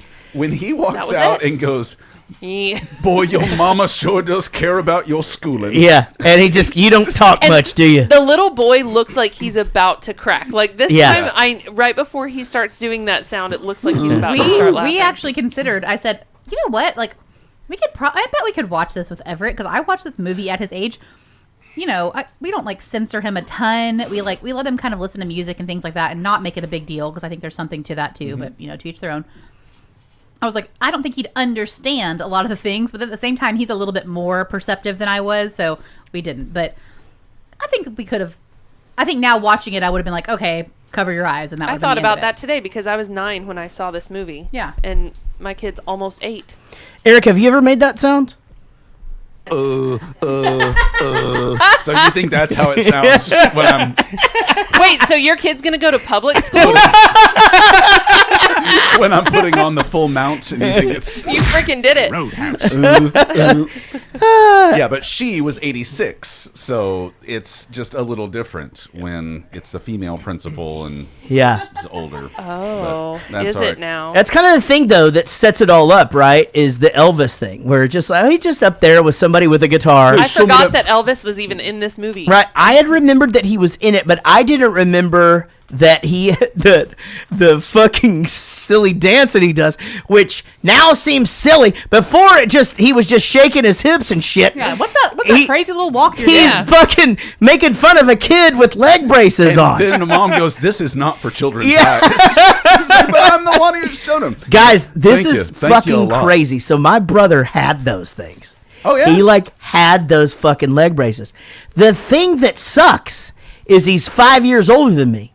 And so I never got to make fun of him for fucking having those things. Oh, that does suck. And also having the braces also sucks. Yeah, fuck him. Wait, how old was he when he had these on his legs? He was like young, like 3, 4. Oh, so little bitty. Oh, yeah, yeah. You were like You gotta- negative too. Like, yeah. Yeah, I wasn't even a thought in the. I imagine that my parents hadn't even thought about fucking in a car outside the club. You know? Yeah, they probably hadn't. I'm not You sure. weren't even a thought in your dad's penis yet. Is that right? Now, here's the thing. So he teaches Elvis the dance, which is exciting, and you know, then he meets Jenny. Let's talk about the scene, the bus scene. Again, we're 10 minutes, 15 minutes into this movie, and perhaps 2 of the fucking most quoted scenes in cinematic history have already happened. And so it had been so long, but I remember seats taken. Yep. Can't Seats sit taken. here. Can't sit Sit- here. yeah, exactly. And it all comes back to you. It's seats taken, seats taken, can't sit here. Can't sit here. Can't sit here. He's You not know? 1920s reporter No, guy. he is. That's So- what he sounds like. He really did. Like they had to teach them to talk like that. But think Champ, about champ. So think about this. So 1994. So fast forward almost So 2004. So it's almost 30 years. We spoofed that scene in a Not Your Girlfriend's video. I mean that. They probably had no clue what we were even doing. Probably not. That we were spoofing that scene in that There thing. were a bunch of child actors. I bet it's come up. They probably did, yeah. I will say though, just on the accent thing, you had said that like the kid hadn't quite gotten like the rhythm of it down or whatever. Yeah. He had the real accent. He was the one with the accent. Tom Hanks based his accent on that kid's accent. On Young Forrest? Yeah. Yeah. So Young Forrest is like the original accent. So he tried to copy pretty what cool. he did. Interesting. It's just that he would go, you know, I know what you're saying, and he would hit it really hard. Well, that's what he sounded like. Yeah, I guess so. That was him trying to do it, and Tom Hanks was like, "Okay, fuck it, I'll just take that and go." Yeah, there was that affectation. Wait a minute, is there 3 of y'all in this fucking trivia war now? Like, what is happening right now? We all do research. I'm losing control of the show No, already. oh no, it's spinning. You watch it and Am I you not allowed take to know things all the anymore? notes and you push it No, you're a along, but woman. the rest of us. Yeah, you have to. Okay, all right. I won't know nothing anymore. I'm not certain that was a thing before, but fuck it, I'm super glad you're doing it now. I feel like the young Jenny also, her little accent was going between Southern and British. Yeah. Because when he was like, she said, "Dear God, make me a bird." Yeah. So this is a true thing. When you start to go to the United Kingdom and you start to go from place to place, you can literally hear places in the United States and start to place where those accents came from or why they talk like that. So, you know, like say a certain group of people came and settled in South Carolina. Well, that's why they sound like that because Go that Cox. particular. But what? Go Cox. Oh yeah, of course. You know, it's Or like, Or multiple Sucking cocks. multiple cocks. yeah, just In my face. You know, a bunch of cocks slapped in my face. right. But yeah, I could see that and I think even Tom Hanks on some of the lines, if it's a line where he says "You're my girl," that is really is really really hard to say that line if you don't speak like that because it's so vulnerable and they're weird consonants. So like the word "girl" is really hard to sing anyway. Like unless you say "girl." Yeah, Or you say girl, you know it's true. Or if you're me, you go, girl, all the bad, you know, like fucking just deliver that shit, you know. Do you sing that song? Girl, you know it's True. All right, let's get to another clip, Sean. Speaking of Jenny. Jenny.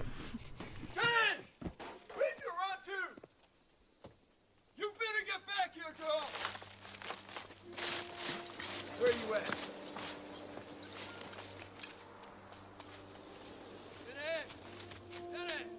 Where you at? Cry with me, Forrest. Cry with me. Dear God, make me a bird so I can fly far, far, far away from here. Dear God, make me a bird so I can fly far, far, far away from here. Mama always said that God is mysterious. That was an abrupt ending. Well, that's what she fucking said, guys. She always said said God is mysterious. Take it away, Jarrett. Well, in this scene where this little girl was being sexually abused. No. Yeah. So I was 94. I was 22. Obviously, I knew, what was going on here. I don't like that kind of thing. And in fact, I don't. I have a hard time with it in movies. Sometimes I won't actually watch a movie if it has that kind of thing in it. Casey will, sometimes it's got this in it, but it goes by fast or whatever. They did a good job here of hinting at it. I mean, it sucks. They did a better job at making her character react to it. Yes. And as an adult now, as being a 48-year-old man going, dude, this poor girl is just chasing after somebody to be her dad her whole fucking life. And that is something you don't, at least I didn't when I was much younger and watched this, because you just think Jenny's a free spirit who's off or doing even kind her of own a fucking thing. asshole. Or any That's of what those I things. thought. Kind of selfish. You're exactly right. Her whole life got fucking ruined as a very small child. Yes. Like you said, she spent all of that time chasing after... trying to get some man to love her. Or just rejecting real love and finding toxic love. Or just trying to feel good when everything inside you feels bad. Sure. I mean, any of those things, or all of those things in combination are true. And that was one of the times I cried when she walks back up there and just starts throwing her shoes at this house. Me too, same. I have a me very too. close family member who, this happened to as a small child, and it kind of ruined her whole life. Yeah, it's a weight you carry forever, and that's what's so fucked up about the innocence of a child, that like anybody could have that ability to fuck that up in a split second for the rest of their life. And they never ever get to just live. Yeah, I have a few friends, similar situation, and it's not my favorite thing. It's crazy how first of all, it's crazy how the neglect of a father can affect any child, but this sort of abuse, it's inexplicable. Like I can't imagine the mind fuck, for lack of a better term. Let's move on. So, the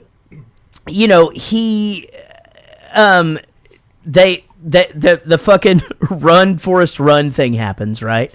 And which is, again, I can't believe that's not on that was on t-shirts. Yeah, I told Jared, I was like, can you imagine the fact that I started kindergarten the year after this came out? Like, my whole fucking childhood was run, Forrest, run, everything. Like, every recess. That's all people fucking said all the time. I skipped one line that I had fucking forgotten about. And I was running. I was running. One of the things that we're going to do in the show on season 3 is I'm not going to go through all my notes and talk about everyone. I'm not going to drag the show down. But I am going to the ones that I really want to talk about. One of the lines that has always made me laugh about this movie, and again, I haven't seen it in 15 years, is just when he goes, she would get scared and she would sneak out and she would come in. I don't know what she was scared of. I think it was her grandma's dog. Like, I mean, I forgot about that. That made me fucking belly laugh. Me like, too. oh my god, just like he's having was these a mean elaborate, like, the thought innocence, process. Innocence of him, or like why would her dad be hurting her? Like, why would she be running away from that? Why would she go away from her grandma's? What is she scared of that's going to happen? He's got this parent that advocates for him with he's got all these disabilities and these challenges, and she's a single mom, and she's and then like why would this perfect human that he ever be treated badly? Do you remember earlier he says, "What's vacation?" And she goes, so I remember, and it didn't occur to me until I watched it again. I remember thinking the first time I saw this that there would be something later in the movie about going on vacation and then him losing his goddamn mind because it means you go away and you don't ever come back. And that didn't happen. But watching it this time, I was like, I remember thinking that was a thing. Really? But it wasn't. I told Derek, I was like, he's never going to want to go on vacation ever. Yeah, you want to go on vacation with you'll us? never come back. Yeah. I think that might be one of the more quotable lines from this movie for me. If anybody says that they're on vacation. Yeah, never going to come back. And so I think it's like almost right after this, he goes to college. And then is always sticking up for Jenny. That's kind of this reoccurring thing. Besides his love for her, is always protecting her, wanting to protect her and save the day. For sure, even when she doesn't necessarily want that. For it. Yeah. Even just but how he gets to college, just running from people for people throwing rocks at him. So that they're like, oh, that's just a town idiot. Boy, he sure can run. And he's the dumbest son of a bitch alive. But I love that they had to do the sign. I love the stop for us is my favorite. And it's because, I mean, I was in band and people used to get run the fuck over all the time. Because you're coming down there during halftime and all those fuckers want to do is score a touchdown. Yeah. Somebody's going to get their fucking ass run over. But they even hang up a sign, stop! And the whole fucking stands. Just stop, Forrest! And then he does just stand there. Yeah. Yeah. Like, what now? Yeah. I freaking love it so much. So he goes into the army, though, and it's the same thing, right? Seats taken. Seats taken, you know. Kids sit here. But, you know, you meet Bubba. I feel like in the army, though, that seemed like bullshit. You know, all the fucking bus to boot camp is going to just be a bunch of fucking scared-ass fucking people just like, what the fuck am I doing? 100%. On the way to Vietnam, half of them are probably fucking drafted, like, right? Like, yeah, yeah, that's what Bubba said. Fuck that. But he met Austin and Bubba and Tex. He can't remember where Tex is from. I know. Yeah, you got Dallas from Chicago. Chicago and Cleveland from Detroit. Cleveland from Detroit. That was so fucking good. And then Tex, nobody knew where he was from. Screamed at. And as opposed Tex to being is a cool name. we have a friend. I have a friend named his name's Brian, but we call him Tex. Tex Donahue. It's just unbelievable. He was at my birthday party one of the times that you guys were there. We were probably drunk. 1,000%. No. What did you spill on your? No, nothing. I You thought just you said spilled birthday, something. and I said, uh-oh. My birthday. Your unbirthday. But he's the village idiot all the Oh, time. so I did come to a birthday one time. Yeah, it's a karaoke bar. I got out of the fucking house and went to a smoky ass bar for you. Yeah, I didn't think you were going to come. And then one time, your shit's not on Facebook. Yeah. And we do a show. The 1 year I don't do my Guess job. what? I'm off all the of a hook. sudden, they You wanna got an fire me. unbirthday now. We just bought you a candle. No, October 16th. Fuck, I'll never yeah. forget. Yeah. Some people never forget. But he's the village idiot, and then the drill sergeant's yelling in his face like, "You are a goddamn cheat." I love it. He's like, so that is the much. best goddamn answer I've ever heard. Yes. And then he puts the gun together, and the guy that is a new the record. Yeah, there's a new goddamn record. Why did you do it? Yeah, Because you told me to, drill he told me to. Dude, I used to have a bunch of friends that were in the Marines, and we lived off of Pendleton in this apartment, and all these dudes that lived there, like in the apartment and around the apartment, were all in the military, and just had the most fucking hilarious like drill sergeant stories and they would do these impressions, and I'm just like, I can't believe that that's somebody's job. Yeah. Oh yeah. I would be good at that job. He just goes, being in the army is not that bad. It's pretty easy. You just make your bed real nice, and then you answer everything with, "Yes, drill sergeant!" Head slap. But every time from that point on, when a fucking commanding officer comes in, whether he's at a ping pong table or in the hospital or whatever, he snaps and he goes, "Yes, sir!" I mean, he fucking had it down. So, does this mean I can't play ping Eric, pong you would be the anymore? worst drill sergeant in the history of the world. Why? Because you go to bed at night and be like, maybe I was too harsh on him. Yeah. Sorry about yelling in your face. I would probably feel better because they can't yell back. If they started to talk I think back, that'd be would worse. feel I think bad. you'd just be like, maybe that guy, maybe I shouldn't have said that about his mom. What if his what if his mom? Maybe I should go check Oh, on him. there's no way I could do that job. There's no I could, for fucking sure. way. I'd fucking feel bad about complaining about if somebody's just like, I can't. Actually, here's the thing. I don't complain about anything. Here's Dude, we need to do Full Metal Jacket. Speaking of, I this. was thinking of this the whole shit. time. That anybody says drill sergeant or yelling in the face, I golf just ball through a water go hose. full blown. Yeah. I've never seen that movie, but I would really, I would like I to haven't do seen it it. because I had to I watch it love for that college. actor. I fucking love that. That's a good movie. This just in, right? The one guy. Oh, fuck. What is going on? Is it not? Okay, I thought it was just me. No, it's me. It's this. This cable that Sean brought. And it's fancy. It's one of those braided. Fucking piece of shit. God damn it, Sean! Don't bring these into my fucking house. I'm like kidding. a He didn't snake. really do that. You need to Okay. get a monster cable next time. Those are the good ones. They go to Vietnam, cable. and the thing is, and if you think about it, he's like, take care of your feet, don't do anything stupid, like change socks. And he's right. Like, have you ever been in a situation where your feet get wet and you're hiking or He something? said something about losing your legs too, which is like kind of it'll funny. eat your legs off. Right. Yeah. So this scene. Well, that didn't happen in real life. Fuck him. Well. Oh. This just wait. did. Gary Sinise's Gary legs? Sinise's legs are now they're gone. They're titanium. Yeah. No, they're not gone. They have Titanium them at They're at the fucking Met. no, they're at the fucking Smithsonian. Hard Rock Cafe in Vegas. Even better. In Sheboygan. Sheboygan. I always think of Home Alone. But this, so I know it's not the most serious of podcasts ever, but this really,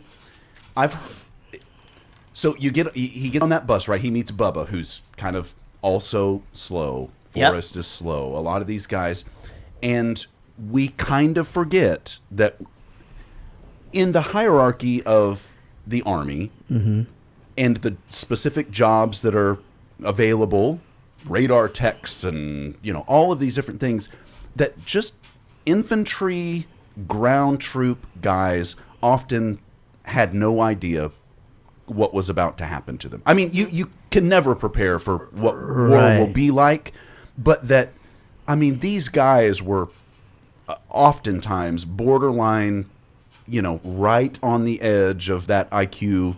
Well, and not to mention the fact that black men were like placed in infantry positions. Yeah, as well, so which he was, is like, what a they double- talk about in the Black Panther Party as well. Like that guy's going on and on and on about we send our people to fight for something that on the hates front them lines, as long as you're putting. it was deep. I knew that. I'm going to be honest. I've never heard. I didn't know. I believe it.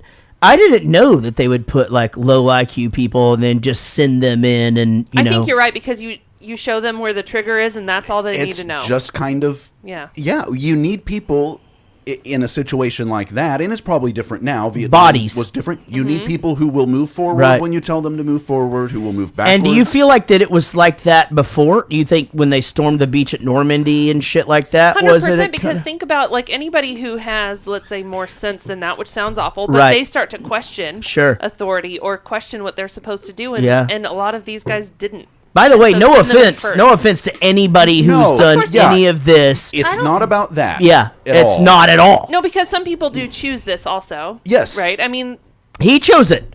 Forrest Gump fucking chose it. He was a college graduate. He didn't have to go to Vietnam, right, he chose the guy it. He didn't get the guy just drafted. walked up to him with a pamphlet. Yeah. Let's talk about your Have you future. thought about it? Oh, I guess Well, I will this now. looks Fuck good. yeah. But in anything that you do, whether it's war or whatever, you're going to choose the people that aren't going to question you to go in first. And you can train that out of some people. 100%. But it's not easier everybody. if you don't have to. Yeah, it's easier if you don't have to. Sure. So, they used to take long walks, always looking for this guy named Charlie. Another thing that I didn't understand. God, when you were a kid. Yeah, and I had to ask my dad, and my dad was in Vietnam. Right. And so this movie was very big for him. Sure. Just, Did he like it? I think he probably liked it, yeah. I'll have to ask. I don't know. I didn't even ask him. Yeah. But I was like, who's Charlie? And he, of course, a huge long story about how Charlie was the name that they chose and everything. So it was interesting. Well, at least you actually got a real answer. I mean, oh, for sure. Yeah, I had to go down Reddit rabbit hole. When we meet a Jack Reddit rabbit Dan, hole, and he goes, sounds... "What are you guys, twins?" And just how sweet Forrest is. We are not relation. Yeah. Oh, I loved it. Have y'all seen that video of these two little boys? That's one's exactly a little black what I thought kid, of. one's a little white kid, and they have this plan, and they are going to get the same haircut so that their teacher cannot tell them apart. I love it so and much. they are so adamant I think they ended up on Ellen. that they are going to think you're trick right. their teacher because they got the same haircut, and it is the sweetest thing never I've ever know. seen in my whole You life. know what, man? I mean, that's I know 2020 sucks. Yeah, but that just fucking proves That's that why anything- kids are the fucking I best. know Exactly, that proves I that know shit gets that put in people's heads. I know that Absolutely. this is a fucking crazy planet, but that's the way it should fucking be, man. We always talk It about that. just Like, don't should you want to be be. a kid and just like go up to a random stranger at a restaurant and be like, hey, you want to play? Yeah. Yeah. Oh, yeah. That's a big Derek thing. Yeah. Like exactly. Yep. I miss those times. Like, hey, man. There's you a wanna play? guy that films himself going around on college campuses or whatever. He'll take a water gun and he'll have one and he'll throw one at somebody and then be like, come on, and see if people will play. That or a pillow. He'll do pillow fight, fights. yeah. Oh, it's so good. And some people are Will like, they? yes. Yeah. Oh, some people are like, fuck awesome. you, but most of them are just like, fuck yeah. Yeah, let's it's go so fight. fun. I saw one where a lady just drew hopscotch on a random, city sidewalk, and just I set would up do a it. camera just to see if anybody would walk by and go, yeah. I have done that many times in my life. If I walk by a hopscotch thing, chances are I'm gonna fucking do it. You're going to hop it. Maybe I should put like a permanent hopscotch on our sidewalk out front. That's doable. I'll do it. That is doable. I'm also the crazy one that will ride the empty cart or the full cart all the way across the parking lot. Like, hands up, flailing, one leg is up. It's just a fun ride for me. I love it. Yeah. Why not? Yeah, okay. Here's what we're going to do. We're going to give away something. We're going to start doing giveaways on the show. I'm going to go give away some pee while I actually do need to this. pee too. Give it away. So you can go now, but I'm going to take a break right after this. Oh, okay. If you want to hang for a Tell you second. what, let's take a break and we'll come back and do it. All right, we're going to take a quick break. And when we do, one of you guys in the chat winning $1 million. One of you guys in the chat and somebody listening to this podcast is going to win some shit. Have y'all seen those videos of like people falling and it's somebody and it just happens over and over again? Oh, same. So then you're gonna love. They do it with 2 songs. They do it with "Call It Back, Girl." It's my shit, and they just like keep repeating these people like falling, and then they do it with somebody once. Wait, I made one. So when I worked at Apple, we'd all get off at the same time. We'd all hang out in the Frisco parking lot. My buddy had gotten one of those.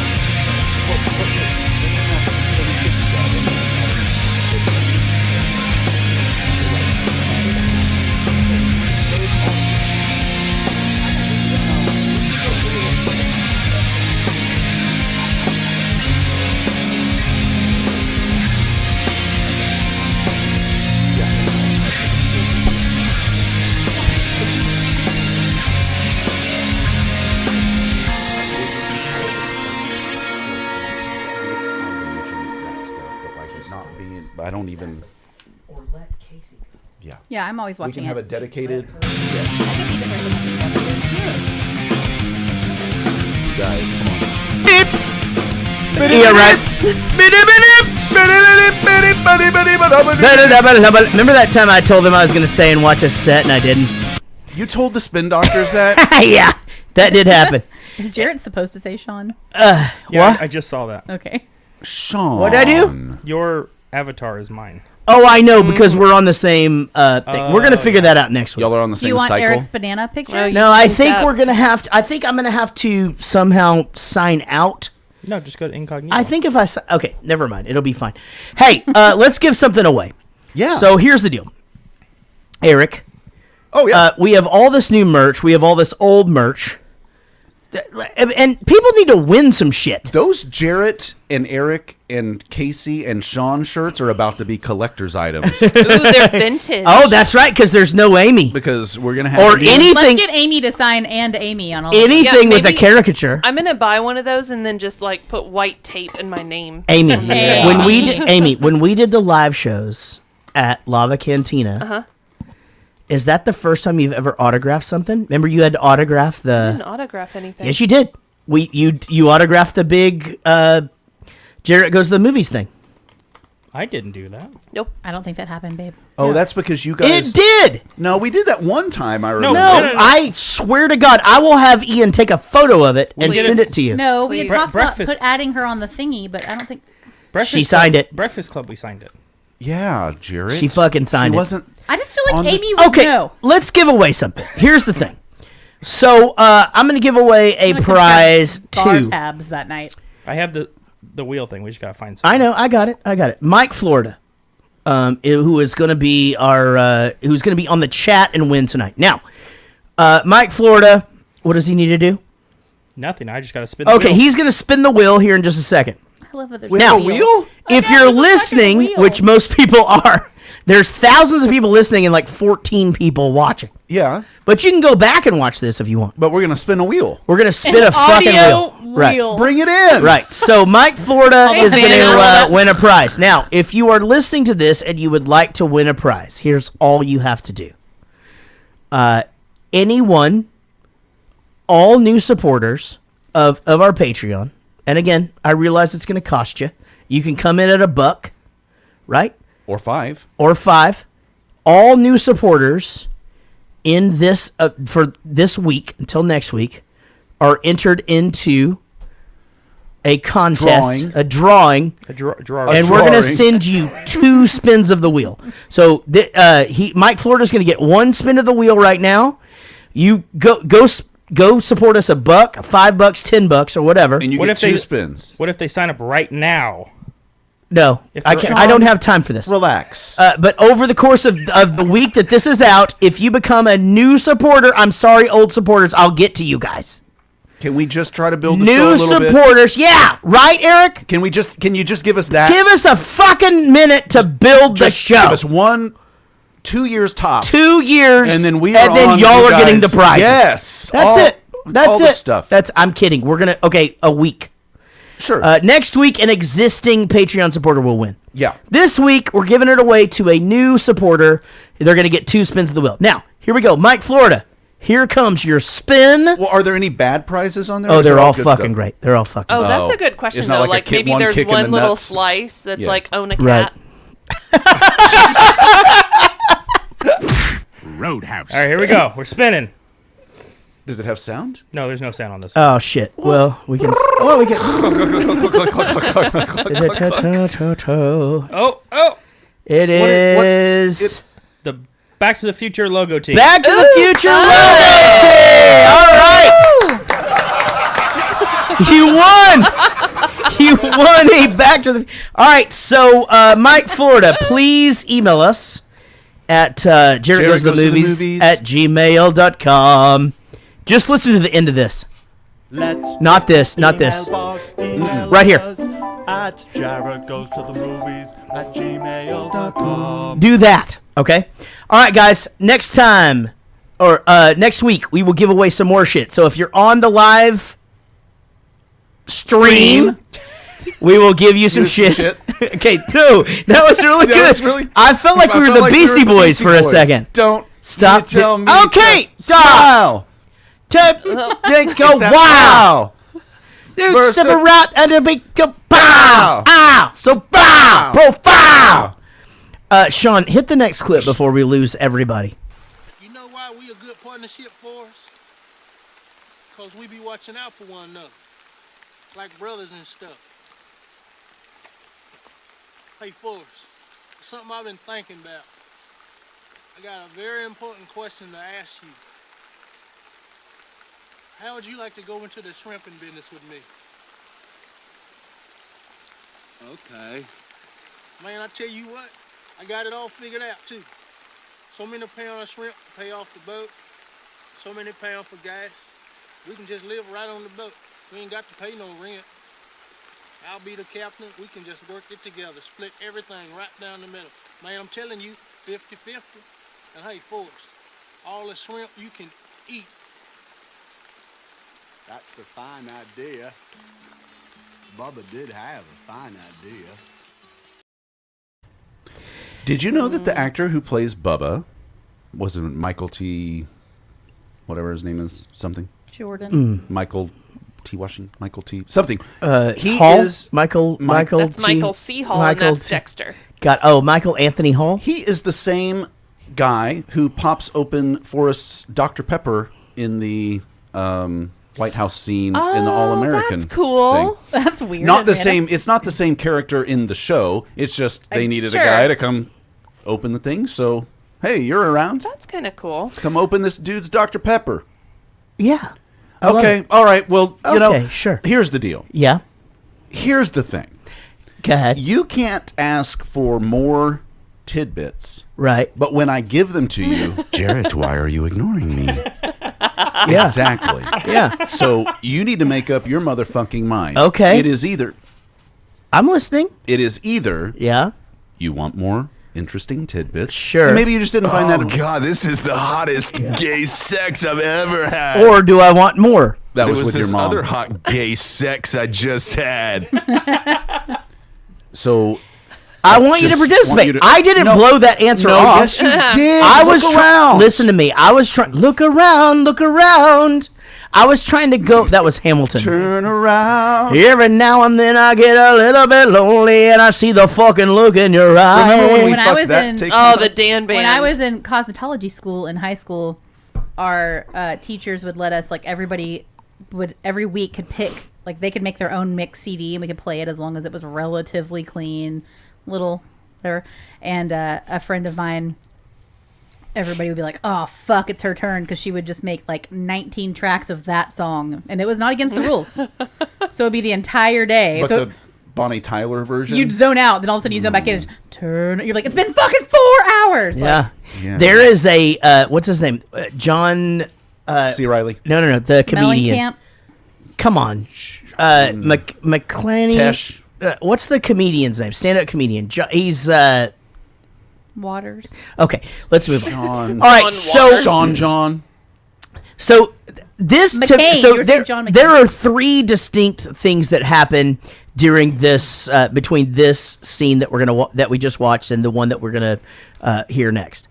That is, first of all, basically they get into the shit.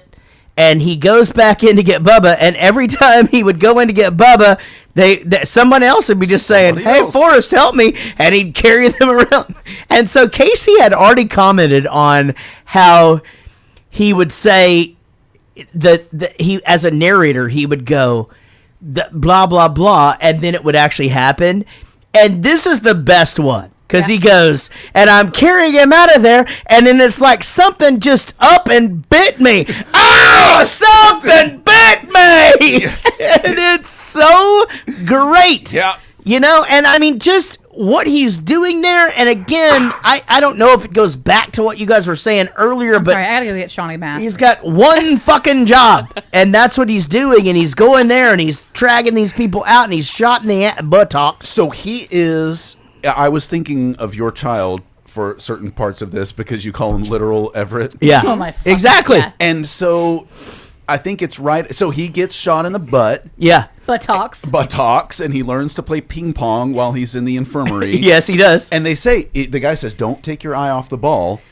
And you'll notice in every scene, he just never blink, and he he's never just blinks. playing ping pong. He just never takes his eye off the ball ever again. I thought about literal Everett, yeah. who, you know, if you tell him something, I've told this story he'll before. do that something. It is so accurate. I mean, and it's crazy because that's the thing. And you can't really even try to have a conversation about, unless you're explaining it, and then he's like, oh, okay, well. I say, hey, why don't you go up and clean your room? Are you asking me to clean my room? Or you go, hey, want to go up and clean your room? Real quick. And he'll go, no. No, I don't. I do not want to. Okay. Yeah. And I'm like, I can't get mad at him because he's not being disrespectful. But I've told this story before, but my favorite of all time is he had this kindergarten teacher who I could not stand. Sorry if you're a listener, fucking don't support us on Patreon. I don't know. She sucks. But I would say, I would kind of question him. Do you like her? Do you like your teacher? How is it going? You know, just waiting for him to be like, she sucks. And he'd be like, yeah, she's really nice. And I'm like, is she really? That's surprising to me. Yeah. Is she really nice? Yes, she is. She's really, really nice. Okay, well, how is she nice? Can you tell me, like, something nice that she does? Yeah. So, like, whenever I talk in class, she'll say, it's okay. I'll wait till you're finished. And then lets me finish what I'm saying. How cool is that? Yeah. And I'm like, and I was like, I thought for a second about like working that, and I was like, you know what? No, don't use sarcasm with kindergartners. Know better. You should and have done that. I was like, that is nice of her. So he's getting these things home every day, talking in class. Well, you told him to fucking finish. Yeah, sorry, don't complain about it. He had to finish his thought. Well, it's okay. I'll wait till you finish. Oh, cool. They put a humorous sort of thing on the Vietnam. On his time there, which I think is a really good move. I thought, like, just, him being like, it's not so bad. I do this and I did. So I lay under this thing. It's like, it's very just like, here's bop, bop, bop, bop, bop. And here's what you do. Well, it gets heavy, but every time it gets heavy, there's another thing to kind of draw you back up. Because we watched the scene where he says, and we were going to have a shrimp boat, but instead Bubba died. Yeah, right there on that. Well, even when even him finding Bubba, and he goes out to find him, and Finding Bubba, what a funny animated film that be. When he does find him, and look down, and he just go, you can even like it's one of the only times where he reacts out of his normal character, where he just goes, palm leaf and he "Oh no, Bubba," because he doesn't typically have emotion. Like he doesn't understand a typical human response. Yeah. So I get that too, and I was also thinking about Henry, my oldest, who's 7, about the literal thing. Yeah. And going back to why did you put that gun together so fast? He would be. You told me. Yeah, you told me to. What you want to do, we do have literal Henry as well, which is a total like. And it's real funny to watch them interact. And literal Henry and little Everett explaining how they feel. Yeah, when they're pissing each other the fuck off. They've literally been the only they're the only 2 8-year-olds that can hang out together for the last 9 months of their lives. But man, I mean, they get after each other, but they sure do love each other. Really I always say they have a family relationship. Yeah, it's like they're very cousinly. Yeah. Is Henry the one with the huge dong? No, that's James. Oh. Well, I mean, I'm sorry. I'm sorry, Henry. It's fine. To be fair, now Henry is the one when he got circumcised. Though the nurse commented on it. Okay, so that was one of my best friends. No, James's circumcision was all normal and well. It just came out later that he was very gifted. But Henry's circumcision, one of my best friends is the one who delivered Henry, and she was like, I'm going to do his circumcision because we usually let the residents do that, and I'm not going to do that with your son. I'm going to do it properly. And she came out and said, well, there's 1 through 5 on these little ring sizes. The Plastibell. Gauge size. The Plastibell. And she said, I've only had to use a 5 one other time. And today was number 2. And 4 years of doing circumcision. And it was a 5-year-old boy they brought in. Exactly. Yeah, good for that. It was a 47-year-old mom married some guy and he had to convert. Yeah, hey, come on. In like 6th grade. Like, get this kid's dick cut. But I do have a friend who had to get circumcised in like when he was about 5 or 6. I've heard horror stories about that. That sounds terrible. No, it was not. Him No, too? it wasn't him. You know, but the thing about it is, though, is that her youngest, you know, I mean, since he was in diapers, and we've talked about this a lot on the Rockstar Dad show, so it's okay. About her son's penis? Yeah, that's right. Probably. Yeah, okay, Yep. cool.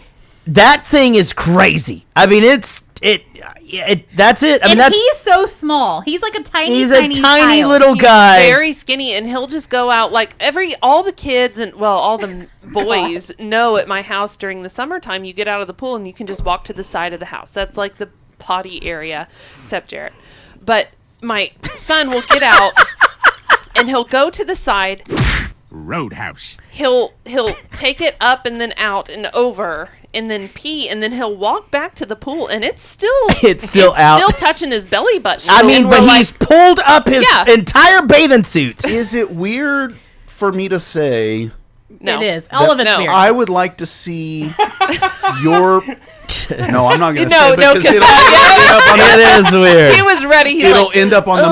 motherfucking It is iPad. fucking No, weird. I know what you're saying. No, it's not that. I'd like to see it. Honestly, I can explain how I that was the shit last to like. I was really the last. Like, she everybody was around for, an and we were instant, I talking wasn't about it a around bunch, for. and she would go, "Guys, what are you like? Stop talking about this." or Yeah, whatever." and then there was like one. I was just like, Jesus Christ. Yeah. Like, Well, and Casey Fisher actually too. Me and Derek. So basically, the way that this whole thing started. this is such a. This is a fucking terrible It's conversation. a horrible topic. But the thing is But it all ties back into Forrest well, Gump Derek, Hitchcock. we're just out in the pool, and he just goes, "My God, James, fucking big old dick." And I go, "What?" And he goes, What a good Derek "Yeah." impersonation. And he It just is really and he good. goes, "Yeah, you know, whatever." Anyway, and the thing was, he had just peed outside. He had just seen it. I didn't see it that day. The next weekend, we were in the pool, and he gets out to go do. Oh no! That time he just walked out, no bathing suit, and I just looked at Derek, and I just go, "Oh Jesus God!" Like, I mean, Ruined your whole life. the fuck? Just Like- now, it's an everyday conversation that Yeah. James will like run across the street and fall down. It's like, oh, what did he trip? Oh, he No, it tripped tripped him. It tricked him. Okay, clip. That's my boy. That's her boy. I want you to have this. Forrest, I can't keep this. I got it. Just by doing what you told me to do. Why are you so good to me? You're my girl. I'll always be your girl.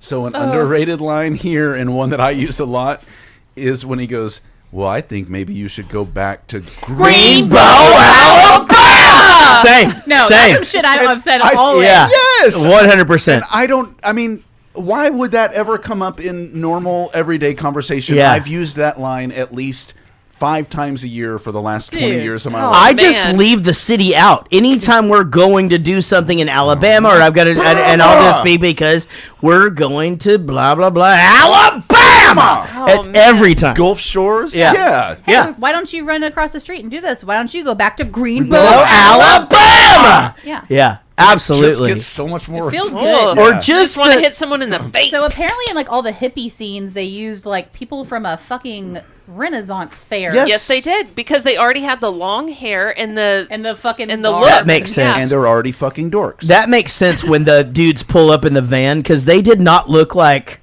just normal hippies to pick her up the first. Excuse me. They look. Oh like my God. Yay old hippies. Ye old hippie. Ye. Can that be our band whenever we start one, guys? With an E, you know, ye old hippies. Hippies. Now Hippies. so they had gotten into the fight at the Black Panther party, Hard and eye. this dude had fucking hit her in the fucking face, which is Not nice. fucking bullshit. Thank you for finally having the courage to come out against men Finally. hitting women in the Finally. face. But his fucking response This is like when he gets up there, when he goes to, and he's like, okay, come back before the Greenbow, Alabama thing, and he's just like, because this fucking liar Johnson, that's why I hit you in the face, and like that line stuck with me so much. Like I was just like, okay, that's why every time he hits me in the face, he just goes, fucking liar Johnson. No, every time I hit her in the face, I fucking duck because then she hits me in the face. You always Roadhouse. Always blame it on the Johnson. There are times I wish it wasn't your show so that you can't just jump back into something else. Oh, and there was also this thing, like, you deserve to be laid out on. What are you talking about? What? You want to lay on me? Just lay out. When you say things like that. Then what, you want to lay on me? What do you mean lay out? I want you to lay on me. Lay out, just so nobody says anything, gives you time to think. That, exactly that. That used to be my ringtone for my husband. Give you time to think about what you've done. My boss asked me, he was talking about like whenever your joints and stuff hurt, because hairstylists have like bad shoulders and stuff. And he goes, oh yeah, like sometimes I just have his wife, he goes, I just have her like just lay on me or whatever, and it kind of like stretches things out. And he goes, have you guys ever tried that? And I just go, have you ever fucking seen us? Like, no, we haven't tried that. Nuru massage does not quite work. No, we don't just fucking lay on each other, you psychopath. Yeah. Well, we used to. But I'm not sure. Until we got together. Now you lay side by side. Now it's like one of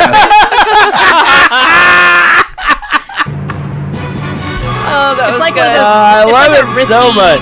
Rope around your neck masturbation game now. It's Oh, like, let's just with see if the this iPad? doesn't pass out and die. Go on. Oh man, one of the references I loved. Again, I'm not going to go through all my notes, but when he comes back home from the ping pong thing, and he just goes, "I got home. I was a famous celebrity, more famous than Captain Kangaroo," and I was just like, "What a fucking great." Just placeholder in time because as you're going through all this, it's just like, okay, and now I've stamped, like when I got home, it's just so brilliantly written. And you get the Dick Cavett show right after that. Yeah, exactly. And that's with the John Lennon. It's also interesting because he says Captain Kangaroo. You would think an adult man who had been to college in Vietnam might think of someone else. Sure. But that again goes to show like kind of mentality. Where his mind is at. I don't know though. I mean, to be fair, I think I am one of those people that, once I became an adult, the people from my childhood were still like super fucking famous to me. Do you think that you're more famous than Captain Kangaroo? 100%. Absolutely. I go on the street and I ask 100 random people who Chuck E. Cheese is. Do you know who Jarrett Reddick is? Not the character. Can you sing any lines from the theme song to Phineas and Ferb? No. What is that? I can. That's me. I fucking sing Ferb. It's a cartoon Herb. that I... You mean Herb. What? It's pronounced Herb. Okay, stop it. I love you so much. Okay, so then there's the $25,000 check. I was thinking it the whole time. Captain Kangaroo. All right. That's hell. It's just that song playing. And I like it. It's a good song, but playing over and over and over again until you die. Should we do take one? Yeah. Do we need some prep for it, or should we do the next clip and then do it? Just let me go pee and tune the guitar. Okay. At the same time. And then we're just combining the key of the Lemonheads version with the vocals from Simon and Garfunkel harmonies. Okay. And we're good. Cool. I think we'll be fine. Okay. Sounds good to me. We'll be right back with take one. We've got 3 more clips, and we're glad you guys are here. Y'all hang out. And we're going to kill it. All you gotta do is go on the internet, go to Google, search going on? I'm fucking drinking. What are you talking about? I don't know. It sounds like a cool job to me. I was watching this movie, and I was like, let me do the intro to take one for your web redemption.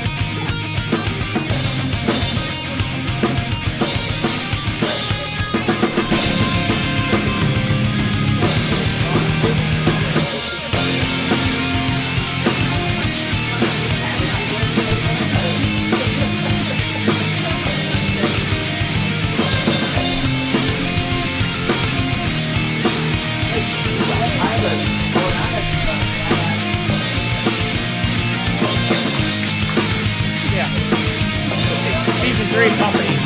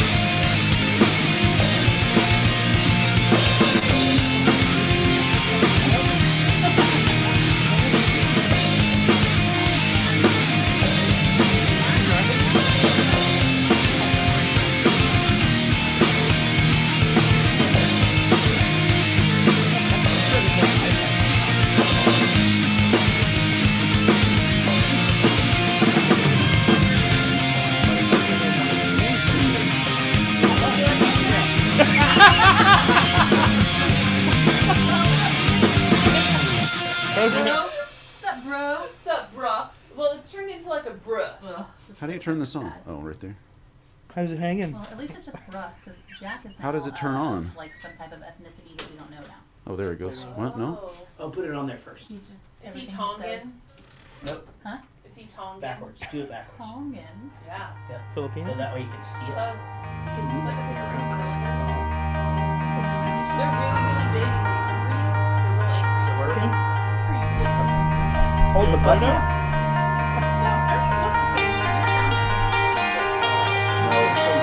Try this one. Here it comes.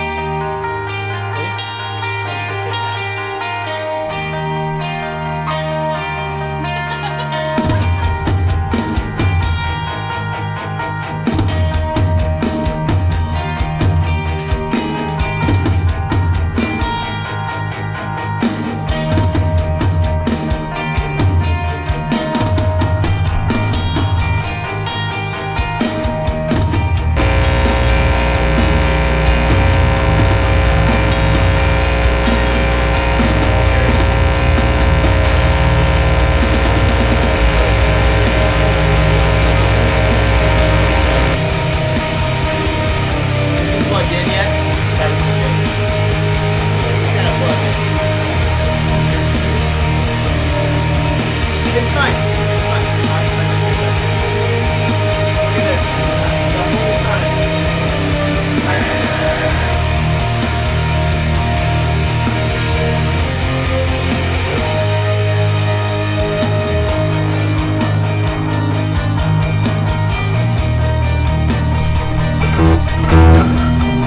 Oh yeah, let me hear that shit.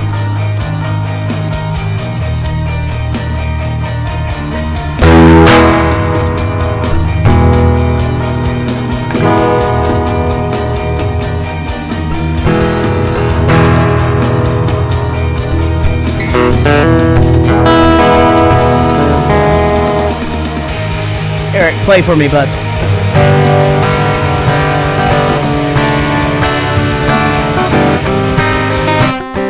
Oh shit, sound check, motherfuckers.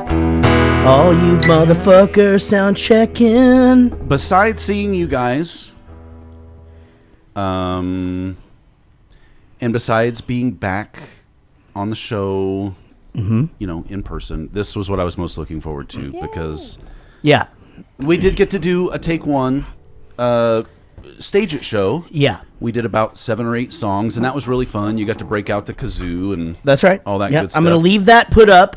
That's a different thing. That's a different show. But I am gonna be really. I'm excited about this, and I've decided for season 3, I'm gonna take it more serious. Okay. Ooh. I'm gonna actually try because there were some that I fucked up a little bit. Well, and so you mentioned that. Yeah. This is so. Look, Simon and Garfunkel and Billy Idol. I had this. Sorry, I had this soundtrack. Most people that I know did 2 CD set, and we could do an entire stage at show of just songs from this 100%. movie. Yeah, but we chose something that we could kind of closely assimilate to the original. So we chose Mrs. Robinson by Simon and Garfunkel. There's so many songs on that. Yes. Yeah. But this is the third in just a year and a half that we've been doing Take One. This is the third Paul Simon song. Right. That we've and done. You know who I never listened to ever? Paul Simon. That's right. That is correct. It became obvious when we did both the other songs. 50 Ways to Leave Your Lover. Yeah, I fucked that up, man. That was not good. You Can Call Me Al. Talk to me like that in my bar. Yeah. Was better. Yeah. What was it? You Can Call Me Al, but you only had to sing the chorus. Yeah. And I didn't do good on that either? No, you did. It's getting better. What I'm saying is, I think... Oh, this is the third time. Third season. Third time's the charm. We didn't fucking plan this. Yeah. So, all right, let's do it. Were you supposed to come in and... No, not at all. I'm going to watch you. I'm going to watch you.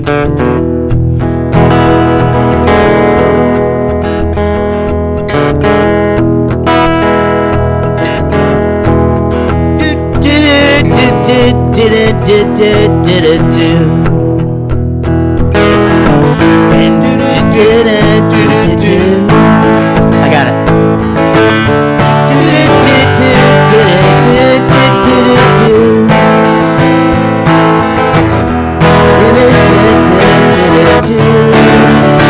And here's to you, Mrs. Robinson. Jesus loves you more than you will know. Whoa, whoa, whoa. God bless you, please, Mrs. Robinson. Heaven holds a place for those who pray. Hey, hey, hey. Hey, hey, hey. We'd like to know a little bit about you for our files. Like to help you learn to help yourself. Look around, all you see are sympathetic eyes. Stroll around the grounds until you feel at home. And here's to you, Mrs. Robinson. Jesus loves you more than you will know. Whoa, whoa, whoa. God bless you, please, Mrs. Robinson. Heaven holds a place for those who pray. Hey, hey, hey. Hey, hey, hey. Now, we didn't explain this. Keep this going. We didn't tell people who are new to season 3, new to Jared Goes to the Movies, how this works. This is called Take One. This is literally the first time Eric and I have ever played this song together, ever. Now, he was like, hey, we'll do Mrs. Robinson. I learned it, and I go, that sounds great. I'm sure I know it, and here we are. It's going great so far. Yeah. Hide it in a hiding place where no one ever goes. Put it in your pantry, in your cupcakes. It's a little secret, just a Robinson's affair. Most of all, you got to hide it from the kids. Look at you, Mrs. Robinson. Jesus loves you more than you will know. Whoa, whoa, whoa. God bless you, please, Mrs. Robinson. Heaven holds a place for those who pray. Hey, hey, hey. Hey, hey, hey.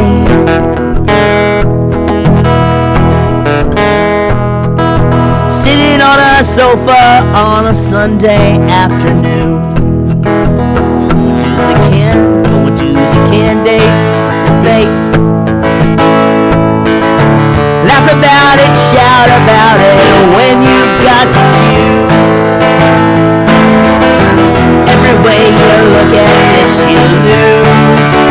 Where have you gone, Joe DiMaggio? Our nation turns its lonely eyes to you.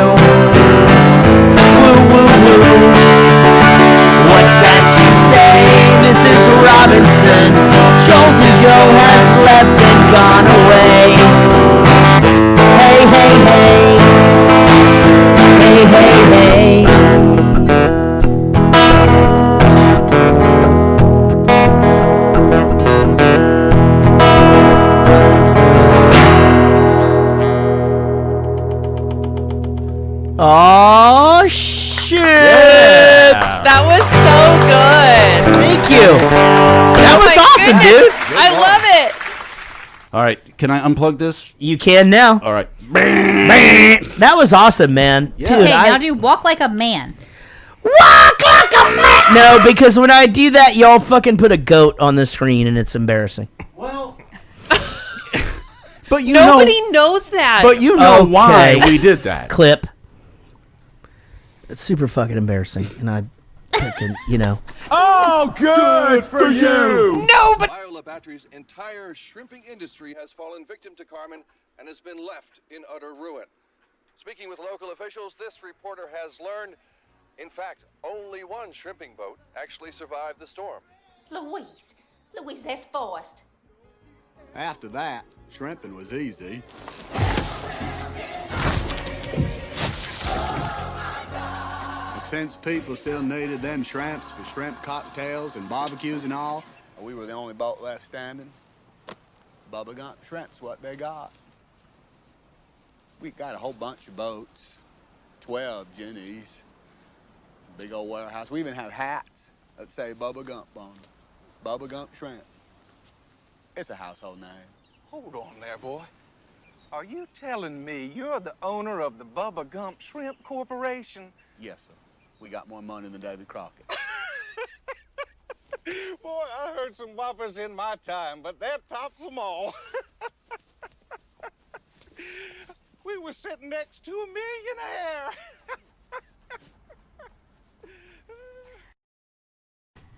I feel like by the time this is happening, like it's like they're well into the 80s, right? Reagan's been shot and all that shit. Yeah. Right? People didn't talk like that guy. You know what I mean? Like that guy. That was quite a whopper. But where were they?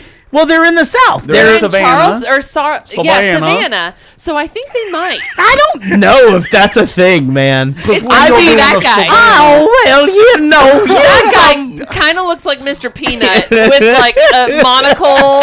Your and, Savannah and accent kind of needs to drop out of your mouth like molasses. Yes, that's really good. That dude. was really good. That's fucking really good. Also, I like talking about the people on the bench because I feel like it started out with that lady who could not give a shit. Right? I'm so tired of this. And she kind of started to, though. She goes, "That's my bus." Like, she felt sorry nice. for him. Yeah, she felt sorry for him, so she was nice to him. But then the more people that came, the more interest that would start building this in the old lady story. was like, and that old lady, I want to be her She friend. fucking stayed and she goes, well, the number 7 comes around there's gonna again. Be There'll be one. another one. Yeah. Yeah. Oh, I love it so much. I bet and when this that guy, first lady watched this movie, she was like, fuck, I should have stayed around. damn, I was the bitch. Okay, that's a fucking that was good good. joke Yeah. right there. That's a fuck. Ladies and gentlemen, he's not at all silent. I'm back. Sometimes he fucking chimes in. Little bon mots like that. That's a fucking funny joke. Okay, that was good. All right, so his mom gets cancer. She dies on a Tuesday. That's all I have to say about that. We got married on a Tuesday. That's true. Yeah. That's Tuesdays. We all I made have to that say happen. about that. Tuesday. So you I'm cried in on love. that? Let's go. Hold on. I actually have to do a No, new, it was Tuesday and Jarrett was hungover. Oh, yeah. That's how the song went. Hungover Tuesday. We have a new bit. Okay, hold on. 1 second. Here we go. I got to find it, buddy. Give me a second. I tried to suck mine in, and you just went all out. I love it. Oh, you've been here long enough. Oh, that was great, Amy. Thank you. Oh. Eric, did this movie make you horny? Twice it did. Okay. The first time, which 2 times did it make you horny? I was watching this, and when they're in the college dorm room, Okay. and she's in those like weird 1950s underwear. I didn't like that very much. Baggy, yeah, but she takes her shirt off, and Yeah. then she like takes her bra off and puts his hand, and then that's when he ruins. Okay. I got horny there, and then when I found out that she has hepatitis C. And that made you horny. Yeah. Because you have it too. It's curable. Because she's like a dirty girl. But back then it wasn't. But, now it was. She definitely did not have hepatitis C, by the way. She definitely No, that was did. the thing. I thought that it was AIDS or HIV. For sure. But then I started talking about this with Casey's mom, and we Who? realized Casey's mom. That the timing didn't work out. She describes it very well. It was more in the 70s. HIV and AIDS was more in the 80s. Well, they said that they hadn't figured out what it is Nope. yet. This is in the 80s. I'm gonna retort this fucking Shannon The writer right now. the writer of this book that they turned into a movie said it was hepatitis C. So unless you've got some Don't other argue with the fucking information, trivia twins. Sure. Whatever happened to predictability? Okay, I don't see why that was necessary. All right, guys. Milkman, Paperboy, The evening Evening TV. fucking TV. even TV. All right, here's the Oh, I thing. thought it was evening. It is. TV. I know. So they find themselves to be millionaires because Lieutenant Dan takes the money More money than Davy. and invests it in fruit or something. fruit. In a Some fruit fruit company. company. A fruit company. Okay, can we? Oh no. Okay, never What? mind. We'll do it next clip because What? there's one of these things. All these little tripping into history type things are Yeah. cute. The one of them drove me fucking outrageous. And it's not till next and one. it's not till next one. All right, so we'll wait around. before we carry on, I don't mean to do a bunch of bits at the same time. I'm just trying to get the new pace of the show. Yeah. It is time for Trivia Wars Eric with and Amy and dueling trivia. Yes, we need a duel. song for that. I feel like we should both wear a white glove and we Okay. should take it off. And Hold on, I think I've got a Slap song. face. I've got a song for it. Here it Y'all comes. gotta wear opposite. Like I gloves, want you to only wear go one all the pair. way to the bottom of my penis. There we go. That's the new theme song to Eric and Amy's dueling trivia. Let's go. Up we're first. Oh, Up first. Ladies first. Amy, Eric. you're a cute. You're a new. Sorry. Did you say she's a cute. You're very cute, and you are. I've always thought so. Please don't mention I it to my wife. never put this out there into the world. I think you're adorable. My God! And what And, would you do to that body? Also, God, this all feels like creepy first interview at a job you don't fucking okay. really want. Also, all right, ladies first, cutie. what is your first trivia thing?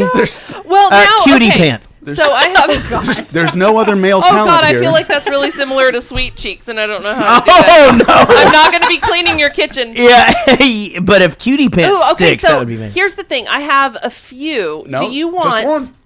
Do you want a multiple choice question or just a question that you have to answer? It's up to you. Okay, I'm going to go for something that's not on the trivia for Forrest Gump Google. God damn it! That's what I looked at. Okay, what year is it turning in the New Year's Eve scene? 1973. 1972. Oh, you said it. 72. So I thought you were close. going to say it too. I remember when the bus goes by and there's an ad for a 1981 Citroen, the car. Oh. Jared was the And- size of a cantaloupe at that No, point. And- no, it was a Corolla. or Corolla. And That's right. Still I remember am. thinking it was like 9 years before, but my math is just bad. All right. Well, Right. you got me on that one. Oh. So, All right. here's your question. Forrest Gump is the second highest grossing film of 1994. Oh, no. What film was number one? It starred Oh. nobody that I'm going to tell you about.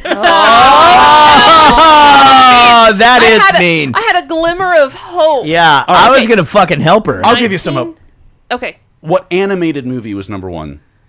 In 1994. Forrest Gump made 677 million. This movie Come made on. I got it. $763 I fucking got it. You can do it. You can do it because I just went Disney over. movie. Yep, and I just went over his big movies. Boy, I wish everybody would help me out. Wait. You didn't need No, that help. was a You different just year. said some I shit. thought Toy Story came out in 95. Yeah, that was a different year. Yeah, because that's Lightning Jared- McQueen's I am number. saying, Yeah. think before that. That's what I was trying to say. So there's Beauty and the Beast. Nope. She's thinking. Oh, sorry. Good God. You know, this is for money. Oh, fuck. Oh no, I didn't fucking know that. I want in. A dollar bet Yeah, every if show. we have we have a Amy- separate thread. Okay, every time Amy gets it wrong, she has to pay us the Patreon that month. That's a good one. I got That's 4 really- chances a month. Yeah. I sign up. I sign This up. is yeah. I think that's Hey hilarious. Eric, this is awesome. Win Amy's money. Okay, I'm in. yes. No more hints. Shit. No more hints. There's Lion King. So what? I'm gonna go with Lion King. Not Beauty and the Beast. Don't let him fuck with you. I was 9 years old. I'm gonna go with. I was. I'm gonna go with Lion King because I was in a different house in '94. Lion King. Yeah. I knew it. Very, I very was good. looking up there. I was not looking at faces. Very good. Also, Troll in Central Park came out that year, guys. You remember that? What? No, I don't remember Troll that in one. Central Park. All right, we got to give away 2 more prizes. Here we go. So that somebody, was so fun. somebody in the. All right, Laura. Laura Gorton is going to win a prize right now because she is chilling the most. So Laura Gorton, spin the wheel, Sean. Also, for all of you Patreon supporters, email us and tell us that you listened to this episode. If you listen to this episode and you are a Patreon supporter, one of you is going to win 2 prizes. That's right. So, Laura Gorton right now is going to win a prize. Sean, spin the wheel. Oh, shit. Spin the wheel. I love this wheel. Can we make a real Yeah, we need wheel? a wheel noise. Real wheel? Wheel No, on the 'cause screen that keeps comes on with the turning. What now? Oh, you want a Laura? You want a "Don't fact check me" mug? Good job.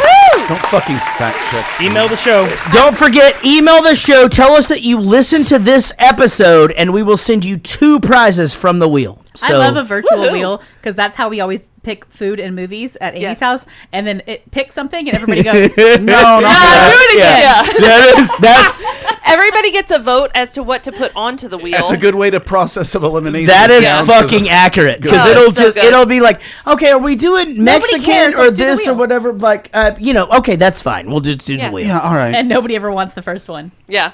Spin it again. Oh, are you pointing at me? Yeah, we need a wheel. Oh, no. Yeah. I remember my first. Anyway, like I was saying, I had a lot of company. My mom always said, you got to put the past behind you before you can move on.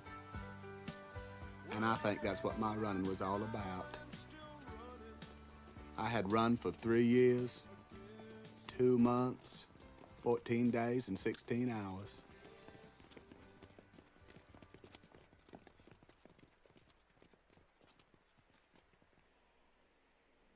I'm pretty tired.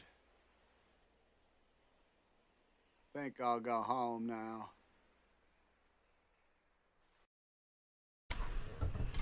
Well, what are we supposed to do now? Who does he look like?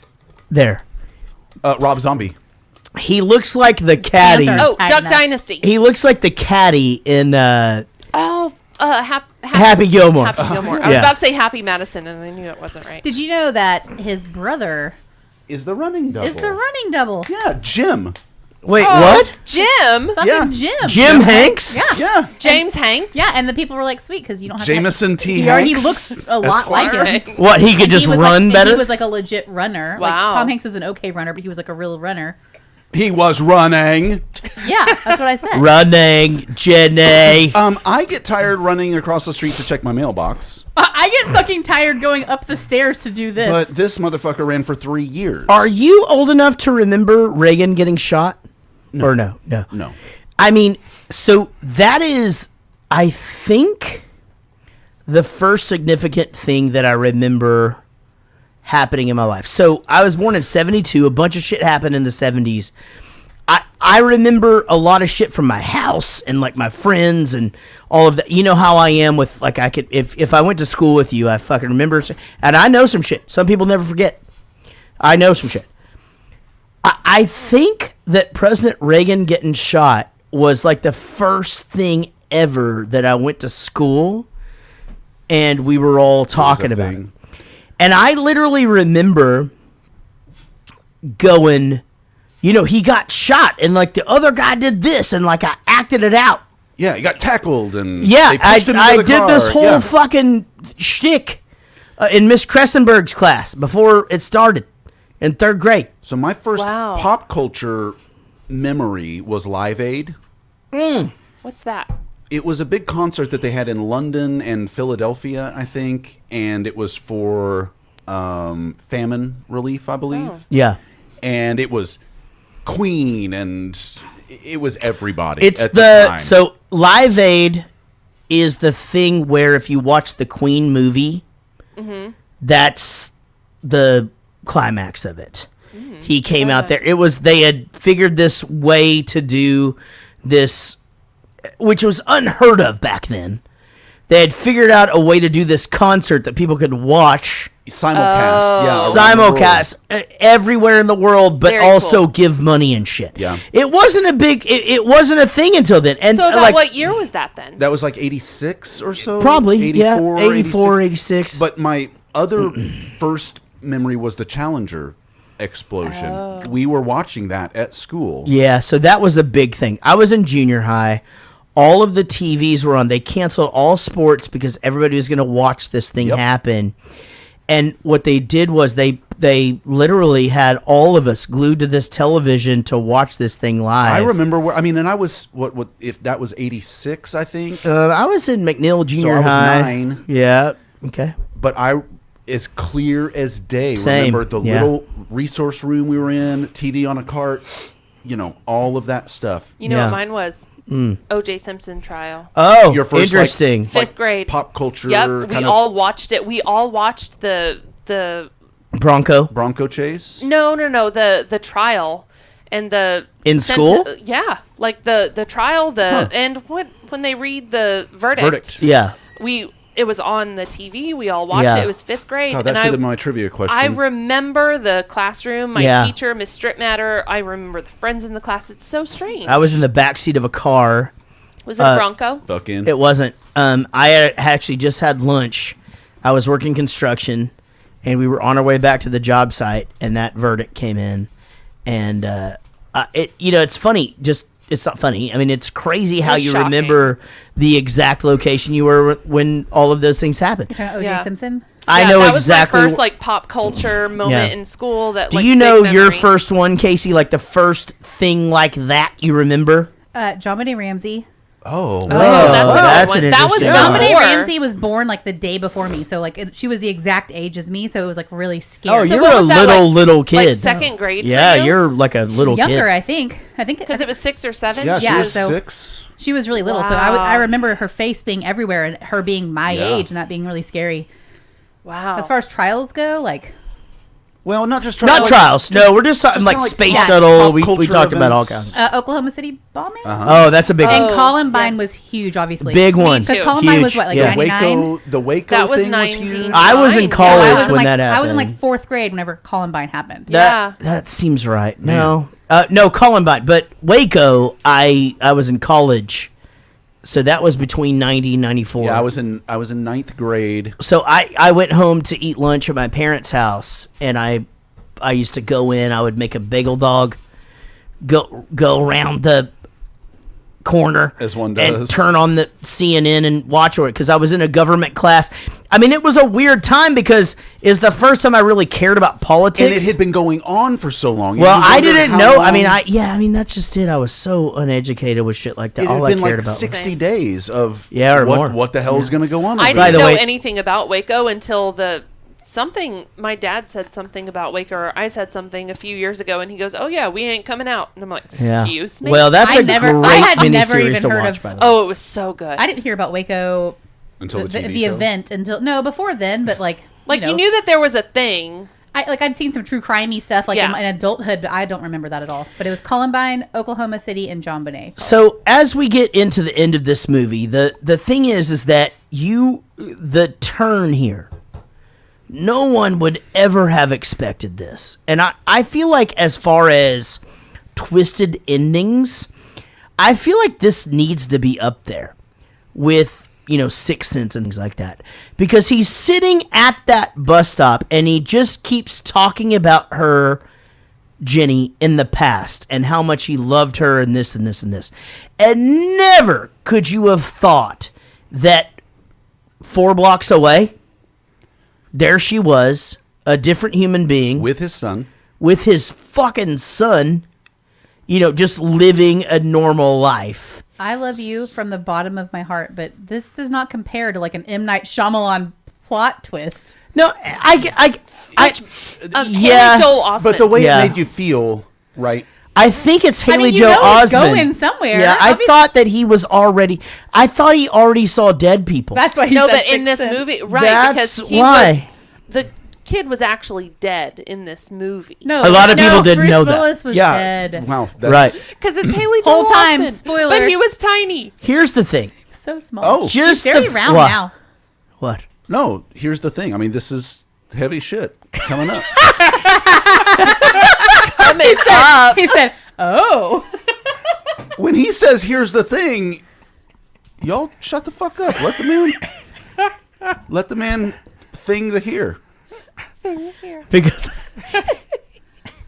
Guys, the fucking thing is coming. Because I don't ever say that, or what? Yeah, every time, all 30 times today. Oh fuck. Nah, every time. Oh, fuck nothing. Anyway, I cried. Okay, I let's cried discuss. because he meets. I cried because he meets. Oh, have you That's gotten there emotional. yet? Oh, But I cry more. Oh, I know exactly where you cry more. Go ahead. It's when he asks if he's smart. Is he smart, And or he is goes, he- or is he like, and he couldn't even he say didn't- it. he I just fucking touched lose- his chest. Or I is he lose like? my That's shit. the first time I cried. So you had already cried before this? 3 or 4 times. Okay, so that's the first time I cried. I cried at Jenny at the house, and then I can't. I've like, okay. Hold here's on, the deal. Jenny at the house. Are we there yet? Well, Oh yeah, that's already. done. The happened. movie's I didn't over. cry at that. Okay, I will say this.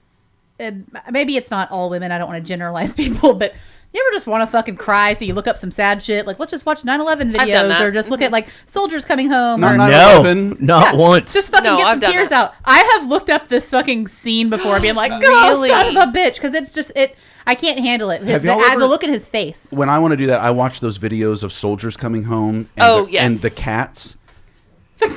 Okay. And they just All right. sit on the.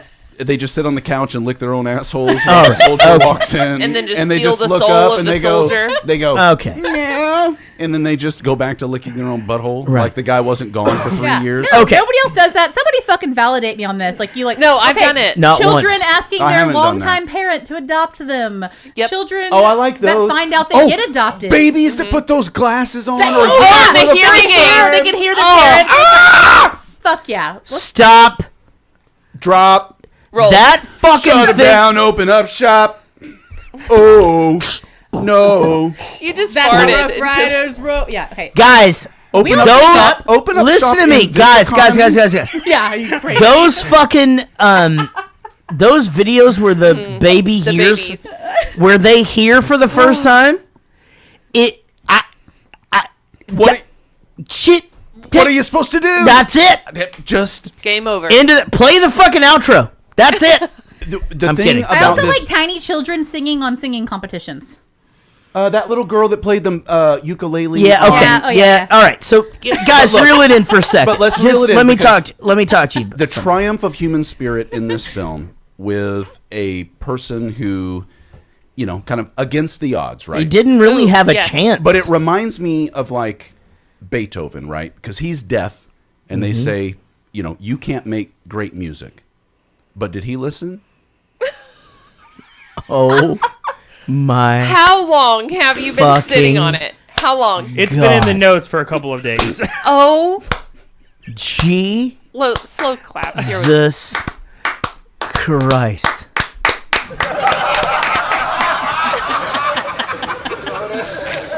Thank you, season 3. You've been great. Oh, that's so good.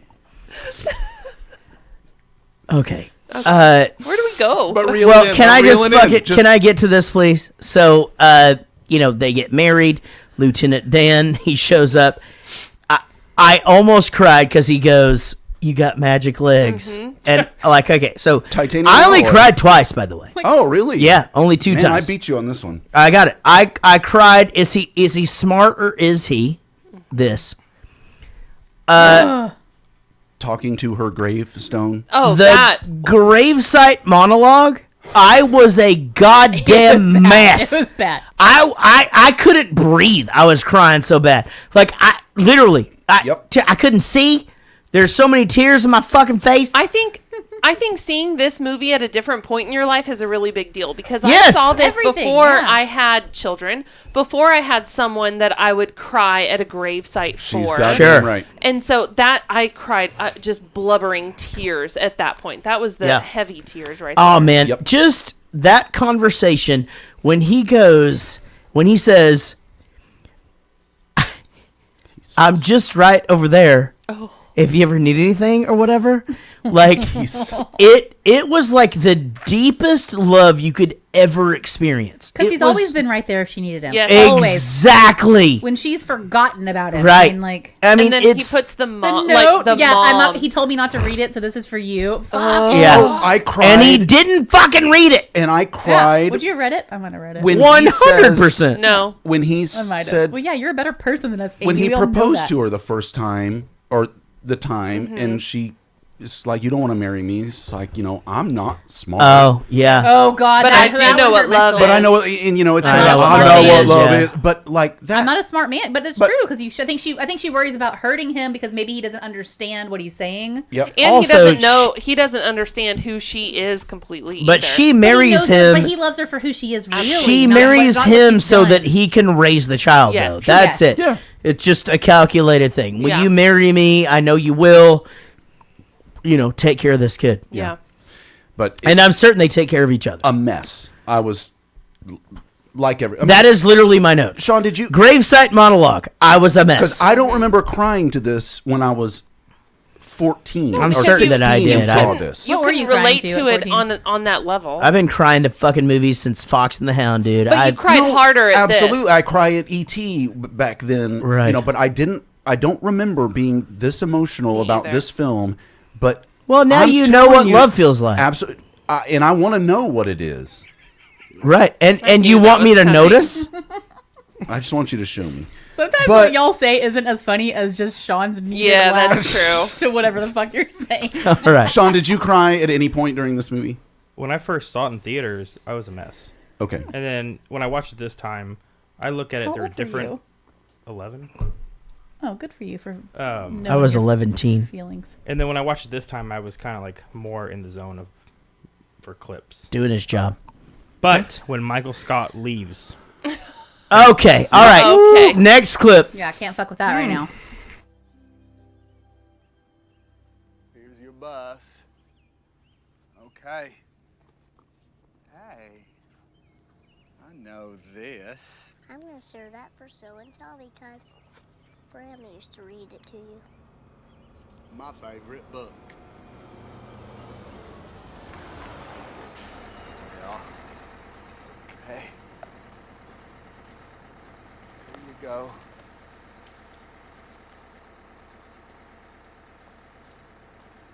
Hey, Forrest. Don't. I want to tell you I love you. I love you too, Daddy. I'll be right here when you get back.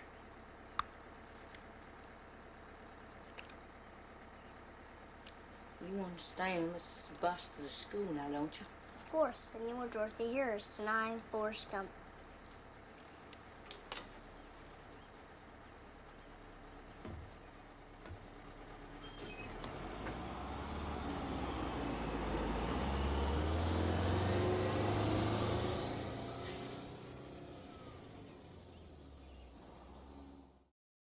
Flies in. I mean, what a fantastic start and finish. I mean, this is, it's obviously one of the greatest movies of all time. What a start to season 3.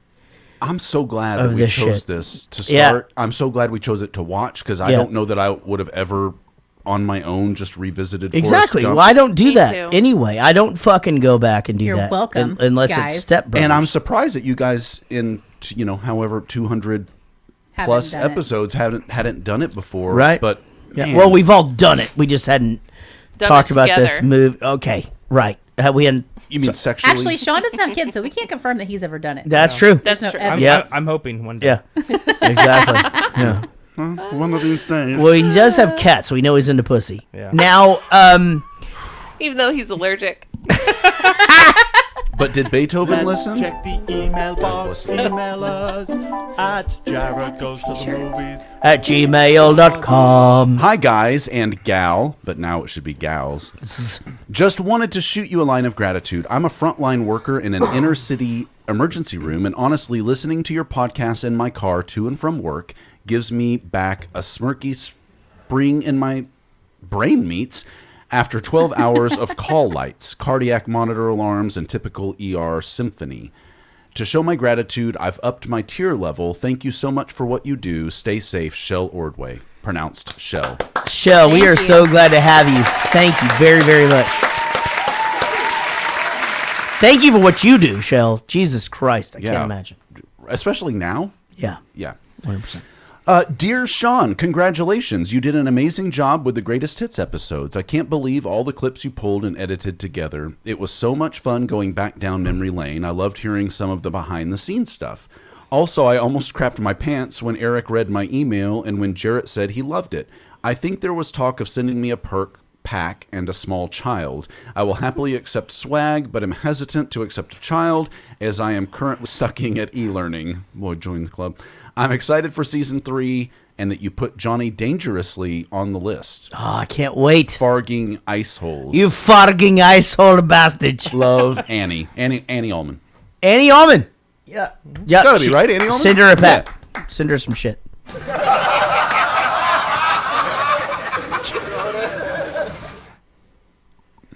Hello, everyone. That was like a season cafeteria. 3. Hello, everyone. Season 3. Holy crap. Can't believe you guys have made it this far with the show. It is incredible. Amy, welcome to the cast. You're going to be a great co-host with Casey and Eric. Agreed. Thank you. Tell us something we don't know already. Jarrett, dude, thanks for being awesome and always making sure everyone has a good time in the live stream. Eric, I know you don't find me funny, but I still find you the funniest co-host in any podcast. Both of that is true. Casey, now that the cool guy is dead, no more Slipknot. It got really old and I'm done with that bit. Amy, I'm really happy you're now part of the team. You're going to have a really fun time. Sean, dude, I'm loving the new designs of the podcast logo and everything else. You rock, dude. I have an important announcement, and with the new season, this is for the best. I've decided that with this new season, I'm not going to be writing in as much after writing in almost every week as cool guy from the 515. It burned me out, like we didn't know that. So I'll still write in, but just not every week like I used to. So happy to see what season 3 is going to bring as far as me being a supporter and as a fan. Maybe a 5 wins plaque along with Jared Spear, Les, and somebody else. Love you guys. Have a great night. Vincent Cataldo. The full name. So was he the guy from 515? He's the cool guy. He's the cool. Dun, dun. Wait, where's he from? Is he the cool guy from? The good news is that he decided to stop writing those emails right about the time I decided to stop reading them on the show. So it was really serendipitous if you think about it. We did Serendipity. That movie was good. I love that John movie. Cusack. Yeah, it's a good one. Yeah. Yeah. Yeah. Public school. Why didn't you ever pull for his iPad? You can always. Sound The it last line of Let's Duet, where I stop the guitar and he just We don't know what you're talking about. You need to tell us. Yeah, Spell it nobody out. knows. What? Just tell us what it I'll is. text you later. I'm No, not so that we know what to do. You can always in my back door. Wait, you thought I that get a was bunch of better shit. alternative than just saying it? I delete more shit that he sends me that I know. What if I take that and then insert like the obvious come? Okay. All right. I'm not. Everybody relax. Yeah, everybody relax.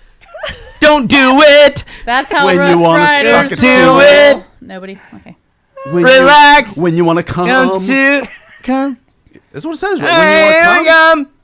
Yeah, just like that. All right, next up. Hey guys, very excited for season 3 this Friday. That's today. I'll be watching and rooting you all on. I managed to catch the last stream and heard the news about Amy. Girl power.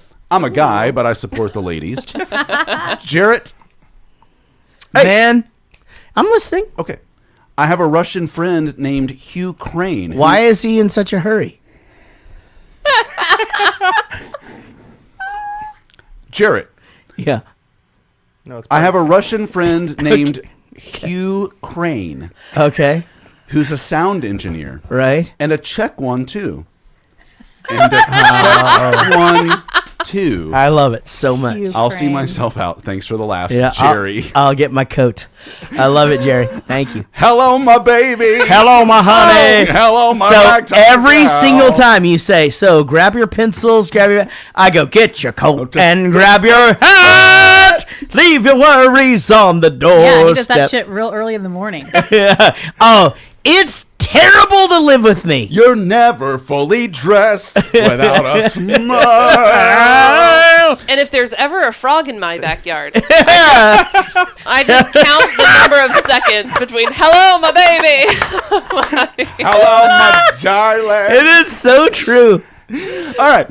Hi, guys. Listening to the Empire Records Part 1 show. Just wondering if Eric set up the Sean Jarrett fight for your Faster Pussycat album. In the spirit of peace, I will take it to prevent them from killing each other. Anyways, glad you're back for season 3. Tim Trafton, who is from... Anyone? No? Maine. Wait. Oh, I was Russia. Gonna guess. Okay. Maine. Yeah. I heard Okay, it now. cool. You ruined Yeah. it. I was gonna guess. Uh, I was gonna Maine, say obviously. Wait, is it Tex and we don't know where he's from? No, Tim from Maine. Tim Tim Traft Tex Maine Trafton? from North Dakota. Yeah. Tex from... He's the main guy. Okay, go ahead. Got your number off the bathroom wall. That Faster Pussycat song? Got your number off the bathroom wall. And I decided it was about time to make the call. You know, I don't really have a Faster Pussycat album. No? I just wanted to see if you guys would like... Maybe you should. Get all horny about I it. didn't think that was a They have Yeah. a fucking... Oh, yeah, they have you a... too. No, I'm not kidding. They have a great song Oh, can Called we House just of Pain. record this? called House Yeah, of Pain. how do we make that And I audio? cry every time. Yeah, it's fucking great. All right, is that it? Nope. Hello. Hello. I'm a longtime listener, Bowling for Soup fan, and new Patreon supporter. About 10 years ago, I realized what a pile of steaming shit my life had become. I looked in the mirror and saw a douchebag. Hell, I even had a fucking ponytail and drove a Corvette at one point. I wasn't At the happy. same time.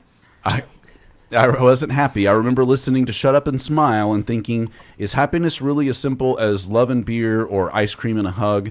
Trying so hard to be successful had made me miserable. So one day I said, fuck it. I sold everything I owned, moved to Boca Raton, bought a boat, and I've never been happier. My partner and I live on the boat, and I charter it out to tourists a couple of times per week to pay the bills. My second job is at one of those touristy bars, the kind that tries to make the tourist think it's a local bar, but no local would pay that much for a drink. So true. We've been there.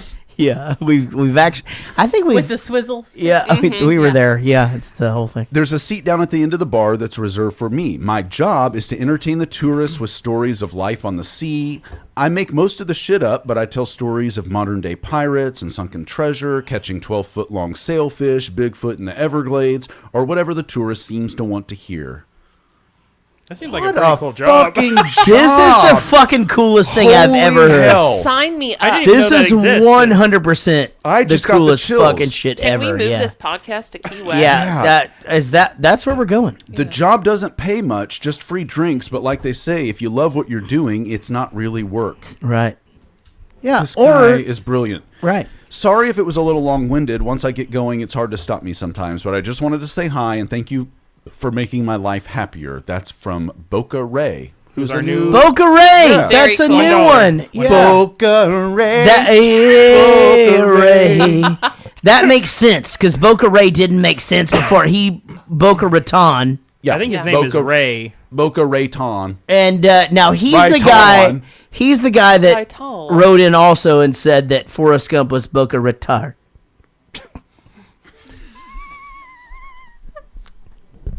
See you next week, guys. Yep, that was it.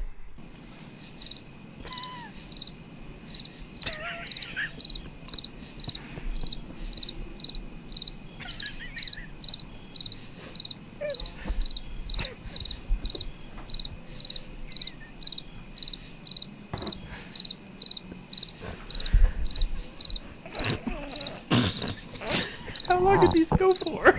Oh, I mean, it goes for a really long time. It's like a 3-minute thing. It's like 3 minutes. Oh my god! I could not last that long. I'm sorry.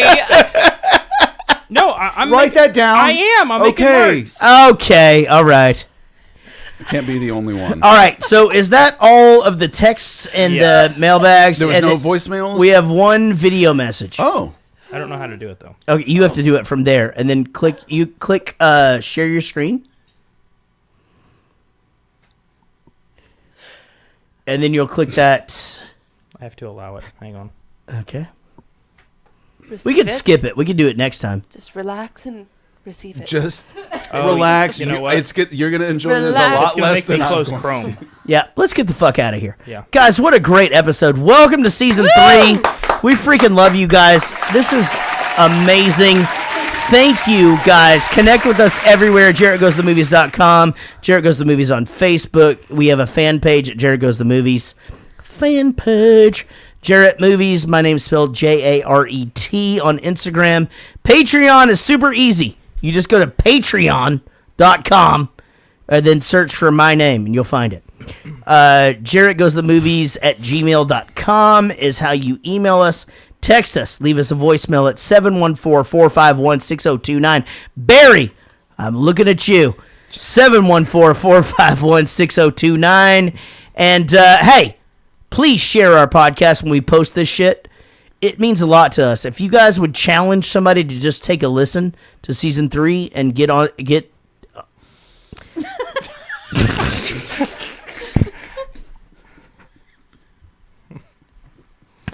leave this in.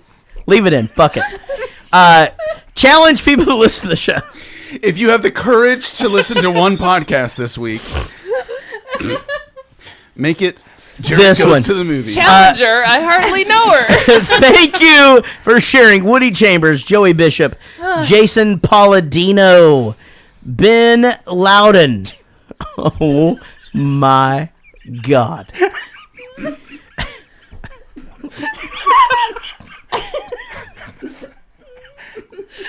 I gotta go. Chris Pulse, Mike Roddick, David Kendrick, Tim Trafton, Burton Ernie. Oh, holy shit. Ryan Griffin, Vinny Cataldo, Simon Rogers, Irma Gerd.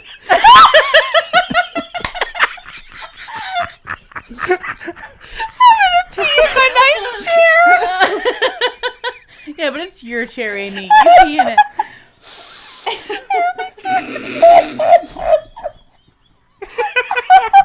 Jesus Christ. Oh my God. I can't breathe.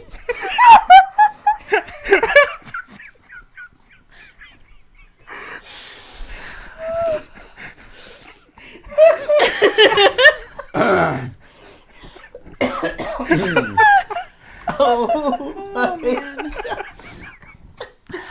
Okay. If you don't know why that's funny, you don't have a teenage daughter. Irma Gerd is. Oh my God. Let me. Okay. See, I just said it. Irma Gerd. Oh my God. You can't say it another way. That is the fucking funniest thing I've ever fucking read in my life. I gotta get through the rest of these. All right. Darren Line. Is that funny? Or No. Okay. Okay. Adam J. Kirk. Zoe Deschanel. Oh, yeah. John Christian. Ashley Spitzer Swallow. Spitzer Swallow. It's a hyphenated. She took her Robert husband's. Newsom. Brent Pella. Barry Ferguson. Tess Green. Tess Tickle. Thank you. She didn't even know it. They spelled it Tichol. Like I was supposed to know that was Tuckle. Greg Stevens, Geraldine Darling, Carrie Lynn Abner, D.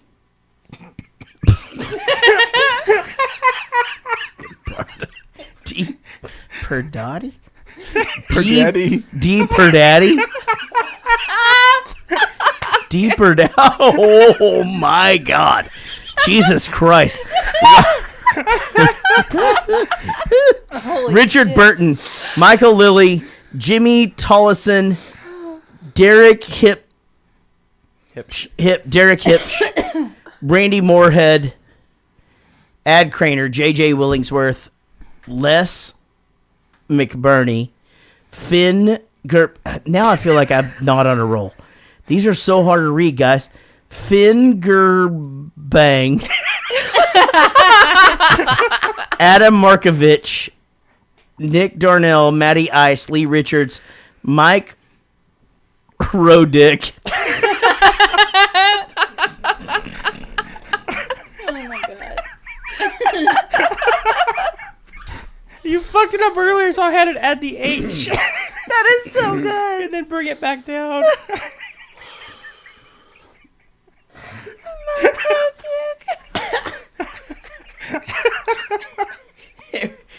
Oh my god.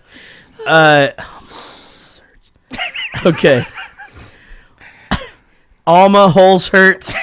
Oh my god. Joshua Hunt, Ray Elliott, Celeste Mary Meadows. Oh, I saw this one on TV. We saw this one the other day. Edith Puthie. Hey, special thanks to Los Angeles comedian Brent Pella for doing our intro music voiceover. Check out Brent's comedy at BrentPella.com. Guys, I am so glad to be back.